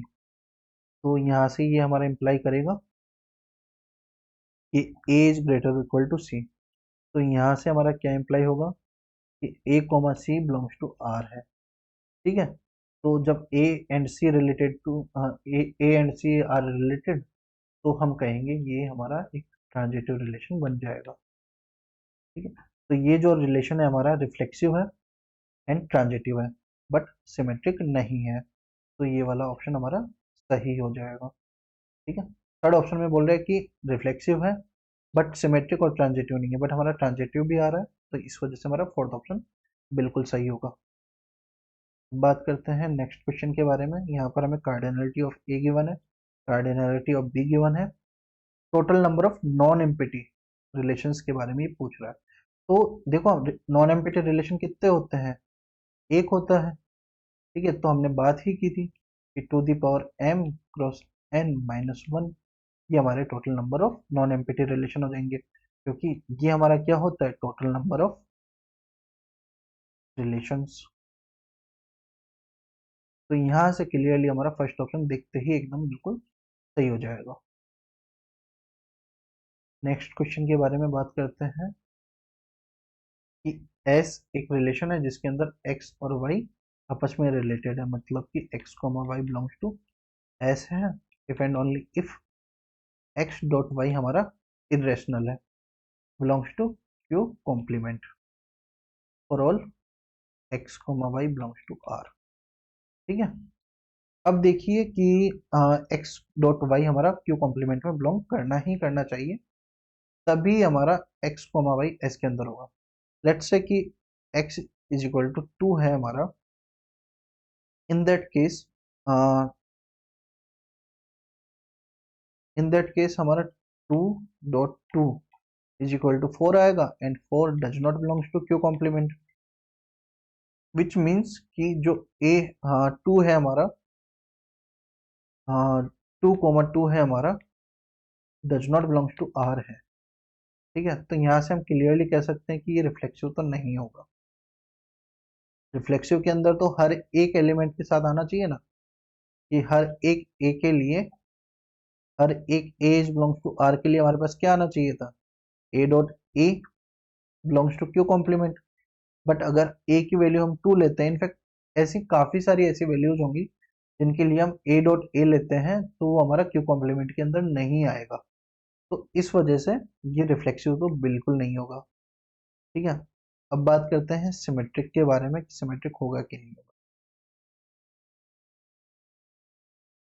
तो देखिए कि अगर x डॉट वाई हमारा क्यू कॉम्प्लीमेंट के अंदर है, x कोमा वाई हमारा बिलोंग्स टू s है, इफ एंड ओनली इफ ये है, तब हमारा y डॉट x भी हमारा क्यू कॉम्प्लीमेंट के अंदर ही होगा, क्योंकि मल्टीप्लीकेशन तो कम्यूटेटिव प्रॉपर्टी को होल्ड करता ही है ना।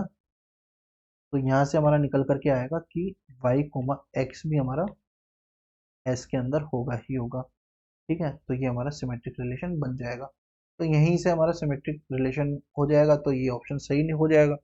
बाकी और भी आप देख सकते हो कि एंटी सिमेट्रिक तो बिल्कुल नहीं होगा, एंटी सिमेट्रिक तो सिमेट्रिक का इन्वर्स ही तो होता है, तो एंटी सिमेट्रिक तो नहीं होगा ये, क्योंकि यहाँ पर एक्स और वाई ये दोनों चीजें जब होल्ड कर रही हैं तो एक्स और वाई का बराबर होना बिल्कुल जरूरी नहीं है। For example root 2 and root 3 के बारे में बात कर लेते हैं। एक्स ये हो गया, वाई ये हो गया, तो ये हमारा एक्स डॉट वाई हमारा रूट 6 बन रहा है। ठीक है, एंड ये भी हमारा किसमें क्यू कॉम्प्लीमेंट में बिलोंग कर रहा है, तो दिस इम्प्लाइज कि रूट 2 एंड रूट 3 आपस में रिलेटेड है। सिमिलरली रूट 3 एंड रूट 2 भी हमारे आपस में रिलेटेड है, बट रूट 2 एंड रूट 3 बराबर नहीं है, तो एंटी सिमेट्रिक रिलेशन नहीं होगा। एंड सिमिलर वे में ट्रांजिटिव भी नहीं होगा। ट्रांजिटिव के लिए भी हम एक एग्जांपल देख लेते हैं, वहां से आप लोगों को क्लियरिटी मिल जाएगी। ट्रांजिटिव के लिए हम कुछ ऐसा एग्जांपल बना सकते हैं, x = रूट 2 एंड y = 1। ठीक है, एंड z = 2√2। ठीक है, तो x डॉट वाई अपना क्या आएगा, root 2 belongs to Q complement which implies root 2 related to 1। Similarly y dot Z हमारा क्या आएगा, 2√2 बिलोंग्स टू क्यू कॉम्प्लीमेंट, तो 1, 2√2 ये हमारा रिलेटेड होगा एंड एस में बिलोंग करेगा। बट यहाँ देखिए कि अगर ये दोनों होल्ड कर रहे हैं तो ट्रांजिटिव के हिसाब से तो हमारा रूट 2 भी आपस में रिलेटेड होना चाहिए। बट अगर ये दोनों रिलेटेड हो जाएंगे तो दिस इम्प्लाइज कि रूट 2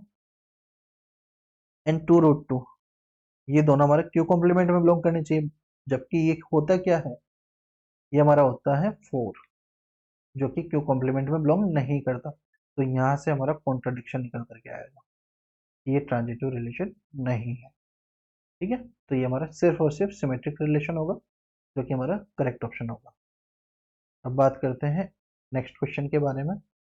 नेक्स्ट क्वेश्चन को ऑलरेडी हम एक प्रूफ में देख चुके हैं, हमने बात की थी कि जो इक्वलेंस रिलेशन होता है ऑन एस, उसकी कोई भी हम इक्वलेंस क्लास ले लें, कोई दो इक्वलेंस क्लास ले लेते हैं हम, तो इन दोनों का अगर इंटरसेक्शन हमारा नॉट इक्वल टू 5 है, अगर ये दोनों डिसजॉइंट नहीं है, तो ये हमारा इंप्लाई करता है कि ये दोनों इक्वलेंस क्लास हमारी बराबर होंगी ही होंगी। एंड यहाँ से एक चीज और आती है कि ये जो सारी कंडीशन है, ये if and only if condition है कि ए जो रिलेटेड होगा बी के होगा। यहाँ पर बोल रहा है कि आर हमारी इक्वलेंस क्लास है and A related to B है, इफ एंड ओनली इफ ये दोनों इक्वलेंस क्लास सेम होंगी। डायरेक्ट प्रूफ है, डायरेक्ट स्टेटमेंट है, हमने प्रूफ को भी डिस्कस कर लिया है, तो ये हमारा फोर्थ ऑप्शन एकदम करेक्ट हो जाएगा।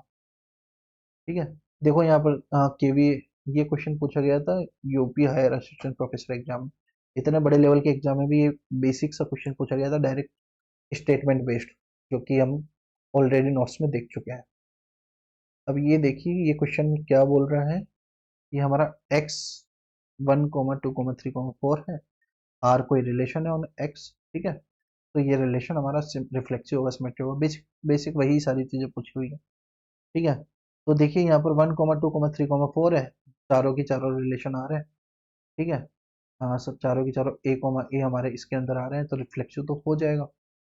बात करते हैं सिमेट्रिक के बारे में। 3, 2 इसके अंदर है, 2, 3 इसके अंदर है, इन दोनों से हमारा निकल करके आता है कि 3, 3 भी इसके अंदर होना चाहिए। ठीक है, एंड 2, 2 भी इसके अंदर होना चाहिए। ठीक है, दोनों की दोनों हमारे सेट के अंदर है ही। ठीक है, तो यहाँ से सिमेट्रिक की तो बात खत्म ही हो जाती है। सिमिलर वे में इसके साथ भी हम देखते हैं कि 3, 2 है इसके अंदर है एंड 2, 2 भी इसके अंदर है, तो यहाँ से इन दोनों से निकल करके आता है कि 3, 2 भी सेट के अंदर होना चाहिए, जो कि ऑलरेडी है ही।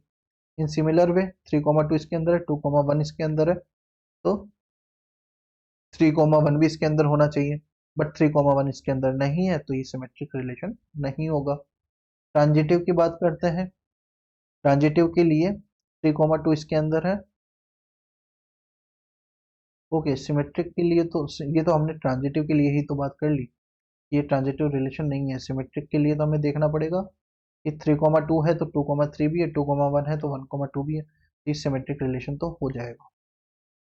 ये ट्रांजिटिव रिलेशन नहीं होगा। क्यों नहीं होगा? क्योंकि 3,2 इसके अंदर है और इसके अंदर 2,1 भी है, बट इसके अंदर 3,1 नहीं है। ठीक है, तो इसलिए ये एक ट्रांजिटिव रिलेशन नहीं होगा। ये सिमेट्रिक रिलेशन तो हो जाएगा, रिफ्लेक्सिव हो जाएगा, सिमेट्रिक हो जाएगा, ट्रांजिटिव नहीं होगा। तो हमारा सेकंड ऑप्शन एकदम करेक्ट आ जाएगा, रिफ्लेक्सिव सिमेट्रिक है बट ट्रांजिटिव नहीं है। यहाँ पर देखिए मुझे ही कंफ्यूजन हो गया ट्रांजिटिव सिमेट्रिक के बारे में, तो काफी बार वर्डिंग में हो जाता है, लेकिन आपको ध्यान रखनी है ये सारी चीजें। एग्जाम में इस तरह की कंफ्यूजन आपको नेगेटिव मार्किंग भी करवा सकता है, तो काफी ध्यान से क्वेश्चंस करें। अब बात करते हैं इस क्वेश्चन के बारे में। ये आपका पूछा गया था यूकेपीएससी के लेक्चरर मेंस एग्जाम में। A relation R is defined on a set of positive integers। Positive integers का सेट कौन सा हो गया हमारा? नेचुरल नंबर का सेट। ठीक है, x is related to y if and only if 2x plus y is less or equal to 5। ठीक है, इस रिलेशन को हम डिफाइन करते हैं पहले तो, कि let's say a is belongs to n के लिए ये कंडीशन हर एक केस में सेटिस्फाई करेगी कि नहीं करेगी। 2a plus A should be less और इक्वल टू 5 होना चाहिए, लेकिन अगर a की वैल्यू हम 5 ही रख लें तो इस पूरे की वैल्यू हमारी क्या निकल करके आएगी? वो निकल करके आएगी 15, जो कि इस इनइक्वलिटी को सेटिस्फाई नहीं करती है। तो हमारा 5,5 does not belongs to R आ जाएगा। अगर कोई एक भी ऐसा a, हमारा सेट के बाहर हो गया तो हमारा रिफ्लेक्सिव रिलेशन तो पॉसिबल है ही नहीं। अब बात करते हैं नेक्स्ट ट्रांजिटिव के बारे में। इसी तरह का कुछ काउंटर एग्जांपल बनाने की कोशिश करते हैं, नहीं बनेगा तो देखेंगे आगे, प्रूफ वगैरह देखेंगे। ठीक है, तो 2x प्लस वाई लेस और इक्वल टू 5, ये कंडीशन हमारी सेटिस्फाई करनी चाहिए और x कोमा वाई हमारा s के अंदर आएगा। अगर ये कंडीशन सेटिस्फाई करेगी तो ही हमारा x कोमा वाई r के अंदर आएगा। ठीक है, तो x की वैल्यू कुछ हम 1 रख लेते हैं, y की वैल्यू हम रख लेते हैं 3। ठीक है, तो इस केस में तो हमारा आ जाएगा, क्योंकि x की वैल्यू जब हम 1 रखेंगे एंड y की वैल्यू हम 3 रखेंगे तो पूरे की वैल्यू हमारी बनेगी क्या? 5। तो इस केस में हमारी इनइक्वलिटी सेटिस्फाई कर जाएगी, तो 1,3 तो हमारा r के अंदर आ जाएगा। अब बात करते हैं 3,1 के बारे में। 3,1 के केस में हमारी x की जगह हम 3 रखेंगे एंड y की जगह 1 रखेंगे, तो 3 दूनी 6 और एक 7 हो जाएगा ये। तो 7 इज नॉट लेस और इक्वल टू 5। तो इस केस में हमारी ये इनइक्वलिटी सेटिस्फाई नहीं करेगी, तो 1,3 सेट के अंदर है बट 3,1 सेट के अंदर नहीं है, तो ये हमारा सिमेट्रिक रिलेशन नहीं होगा। ट्रांजिटिव रिलेशन के बारे में भी हम लोग बात कर लेते हैं, ये ट्रांजिटिव रिलेशन पॉसिबल है कि नहीं। तो हम देखते हैं पहले कोई दो ऐसे एलिमेंट जिनके लिए ये कंडीशन सेटिस्फाई कर जा रही है। तो एक तो हम देख लेते हैं 1,3 ही देख लेते हैं, एंड एक ले लेते हैं हम 3,1 तो हम ले भी नहीं सकते, तो हम कुछ और रखते हैं यहाँ पर, हम रखते हैं 1,2। ठीक है, एंड यहाँ रख लेते हैं हम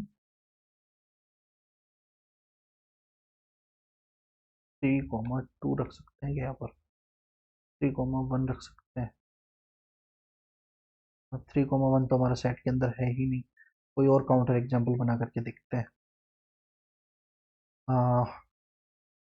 1,3 हमारे सेट के अंदर आ रहा था, आर के अंदर आ रहा था।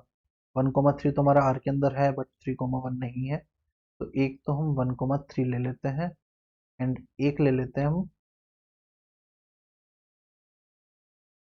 3,1 तो हम रख भी नहीं सकते, तो हम रख सकते हैं 2,1 हम रख सकते हैं। ठीक है, 2,1 हमारा सेट के अंदर आ रहा है क्या? 2,1 हमारा सेट के अंदर आ जाएगा, क्योंकि x की वैल्यू जब हम 2 रखेंगे तो ये 4 बनेगा, एंड y की वैल्यू 1 रखेंगे तो 5, तो टोटल 5 इज लेस और इक्वल टू 5, तो ये हमारा R के अंदर है।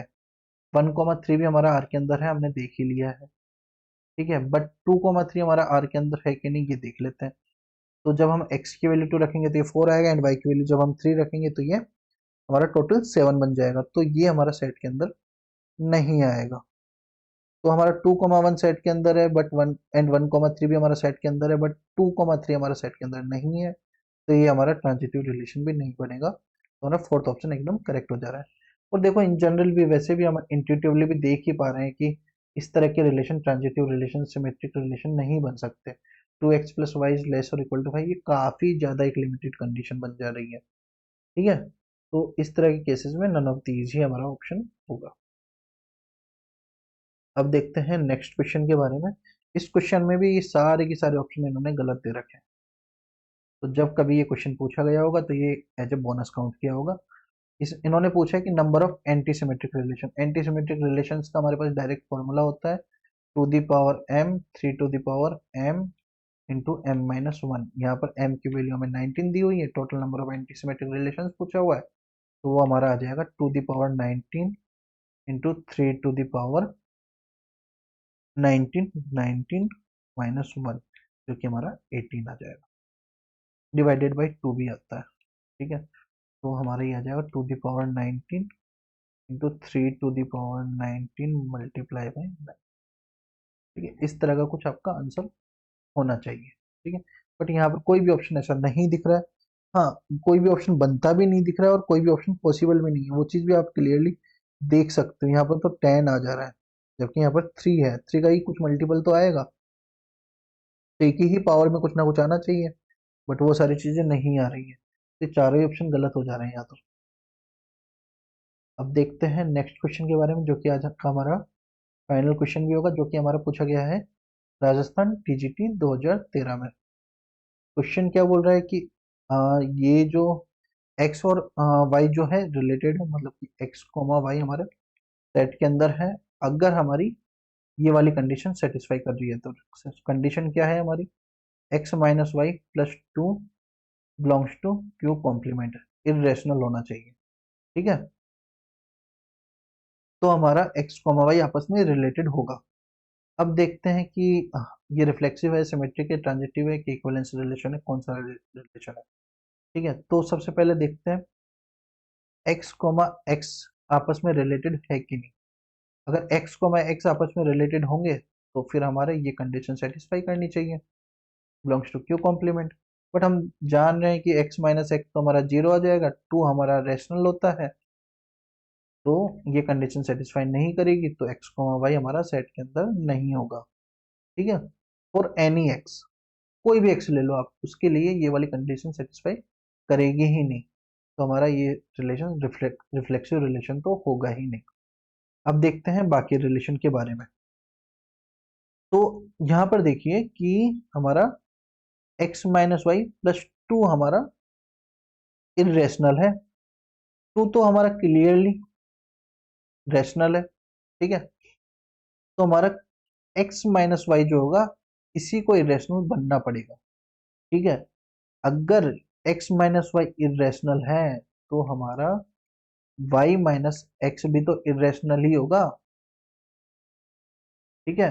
अब y माइनस एक्स इरेशनल है, तो इसमें हम चाहे 2 ऐड करें या कुछ और ऐड करें, कोई भी रेशनल क्वांटिटी अगर हम ऐड करेंगे तो वो हमारा क्यू कॉम्प्लीमेंट में ही बिलोंग करेगा।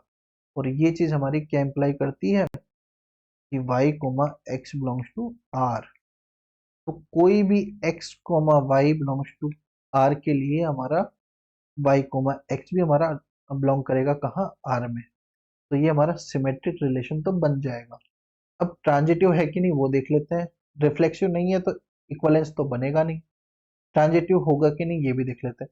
वैसे तो यहाँ पर देखो ओनली सिमेट्रिक ही हमारा ऑप्शन सही होगा, क्योंकि दो ऑप्शन आपके एग्जाम में सही हो भी नहीं सकते, और होंगे भी तो भी आप एक ही ऑप्शन सेलेक्ट कर सकते हो, तो आप यहाँ पर डायरेक्ट सिमेट्रिक को टिक मार के आगे बढ़ सकते हो, आपको ट्रांजिटिव देखने की जरूरत भी नहीं है। और अंडरस्टैंडिंग पर्पज हम देख लेते हैं यहाँ पर। लेट्स से कि X minus Y plus two हमारा एक्स कोमा वाई हमारा आपस में रिलेटेड है, तो ये हमारा क्या बिलोंग करेगा, X minus Y plus two हमारा क्यू कॉम्प्लीमेंट में बिलोंग करता है। एंड हम देखते हैं कि वाई कोमा जेड भी हमारा आर में बिलोंग करता है, तो हमारा Y minus Z plus two भी क्यू कॉम्प्लीमेंट में बिलोंग करेगा। ट्रांजिटिव के लिए हमारी क्या कंडीशन सेटिस्फाई हो कि एक्स और जेड आपस में रिलेटेड होने चाहिए, ठीक है। तो अगर ये दोनों आपस में रिलेटेड होंगे तो फिर x minus Z plus two भी हमारा क्यू कॉम्प्लीमेंट में बिलोंग करना चाहिए। तो देखते हैं यहाँ से क्या आता है हमारे पास। तो यहाँ से जब हम इन दोनों इनइक्वलिटीज को ऐड करते हैं तो हमारे पास बनता है x minus Z plus four something, ठीक है। यहाँ से तो हम कुछ भी क्लियरली नहीं कह पाएंगे।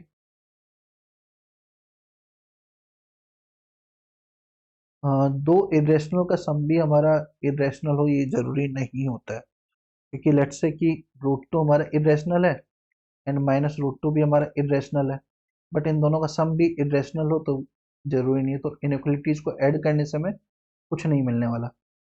एक बार इसके हम काउंटर एग्जाम्पल के बारे में सोचते हैं, इसका कुछ काउंटर एग्जाम्पल भी बनाया जा सकता है क्या नहीं।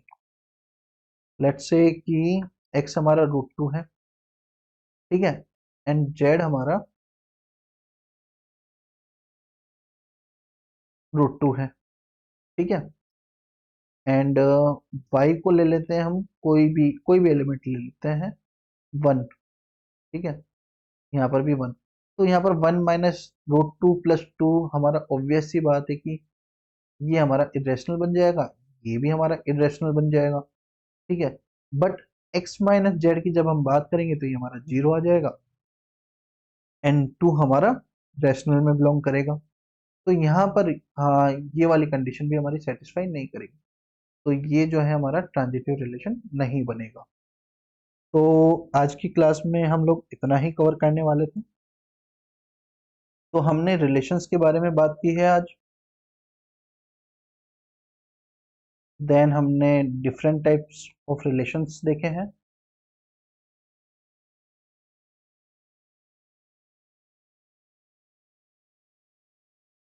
देन हमने इनकी काउंटिंग्स के बारे में देखा है एंड उसके बाद हमने इस पर बेस्ड कुछ PYQs डिस्कस किए हैं।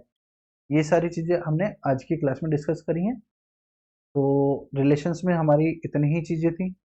अब हम नेक्स्ट क्लास में हम फंक्शंस के बारे में बात करेंगे। नेक्स्ट क्लास काफ़ी ज़्यादा इम्पोर्टेंट होने वाली है, क्योंकि जो भी चीज़ें आपको फंक्शंस के बारे में जानना जरूरी है वो हम नेक्स्ट क्लास में डिस्कस करने वाले हैं। जैसे कि फंक्शन की डेफिनेशन, डेफिनेशन के बाद में हम डिफरेंट टाइप्स ऑफ फंक्शंस के बारे में बात करेंगे। जैसे कि अलग अलग कंडीशंस को लेकर के हम फंक्शंस को अलग अलग तरह से डिफाइन करेंगे। जैसे कि injective, surjective and bijective function, ये तो हम मैपिंग के बेसिस पर हम फंक्शंस को डिफाइन करते हैं। देन फिर हम फंक्शंस को डिफाइन करते हैं कि उनको लिखा कैसे जा रहा है। जैसे कि algebraic functions and transcendental function. Algebraic functions में आपके पॉलिनोमियल्स आ जाते हैं एंड ट्रांसेंडेंटल फंक्शंस में आपके साइन फंक्शन, एक्सपोनेंशियल फंक्शन, जैसे कि trigonometric functions, logarithmic functions, exponential function, इस तरह के जो भी फंक्शंस होते हैं वो सारे आपके ट्रांसेंडेंटल फंक्शंस में आ जाते हैं। देन फिर हम इम्प्लिसिट फंक्शंस, एक्सप्लिसिट फंक्शंस के बारे में बात कर रहे होंगे, इवन ऑड फंक्शंस के बारे में बात कर रहे होंगे, हाँ, पीरियोडिक फंक्शंस के बारे में बात कर रहे होंगे। एंड फिर कुछ कुछ जनरल फंक्शंस हैं जिनके बारे में हम काफ़ी चर्चा करेंगे, जैसे कि मॉड एक्स फंक्शन या फिर लाइक स्टेप फंक्शंस। इस तरह के जो भी सारे फंक्शंस हैं जो कि आपको आगे जाकर के रियल एनालिसिस में काम में आएंगे, उन सारी चीज़ों को हम डिस्कस करेंगे। फंक्शंस के ऊपर आपके एग्जाम में काफ़ी सारे क्वेश्चंस भी पूछे जाते हैं, तो ये जो टॉपिक है द मोस्ट इंपॉर्टेंट टॉपिक है, क्योंकि मैथ की काफ़ी सारी चीज़ें, मैथ की कोई भी ब्रांच हो आपकी, वो फंक्शंस पर ही काम करती हैं। तो अगर आपको फंक्शंस की क्लियरिटी अच्छे से नहीं है तो आप कोई भी टॉपिक अच्छे से नहीं पढ़ सकते। तो दी मोस्ट इंपॉर्टेंट क्लास होने वाली है नेक्स्ट क्लास, तो आप उसे बिल्कुल मिस मत करना। वो क्लास आपके लिए काफ़ी इंपॉर्टेंट रहेगी। और देन हम फंक्शंस की क्लास के बाद में नेक्स्ट क्लास में उसके पीवाईक्यूज भी डिस्कस करेंगे। तो इस तरह से हम चीज़ों को फॉरवर्ड करेंगे। आज के लिए इतना ही। Thank you. बाकी हमारी कॉन्टैक्ट डिटेल्स हमने यहाँ पर दे ही रखी है, आपको स्क्रीन पर भी शो कर रही होंगी, एंड मैंने डिस्क्रिप्शन में भी हमारी सारी की सारी कॉन्टैक्ट डिटेल्स दे रखी, तो वहाँ से जाकर के भी आप हमें कॉन्टैक्ट कर सकते हो, कोई भी अगर आपको इन्फॉर्मेशन चाहिए हो हमारी कोचिंग को रिलेटेड। बाकी आपका DSSP का कोर्स चल ही रहा है, तो DSSP में आपका रियल एनालिसिस का कोर्स चल रहा है अभी, एंड OD का कोर्स भी चल रहा है। दोनों की प्लेलिस्ट का लिंक मैं डिस्क्रिप्शन में दे दूंगा, एंड आपको अभी स्क्रीन पर भी दोनों कोर्सेज की प्लेलिस्ट शो कर रही होंगी, तो वहां से जाकर के भी आप हमारी वीडियोस को देख सकते हो। आज के लिए इतना ही। Thank you. मिलते हैं नेक्स्ट क्लास में फंक्शंस के साथ। तब तक आप आराम से अपनी तैयारी को कंटिन्यू करिए। Okay, thank you.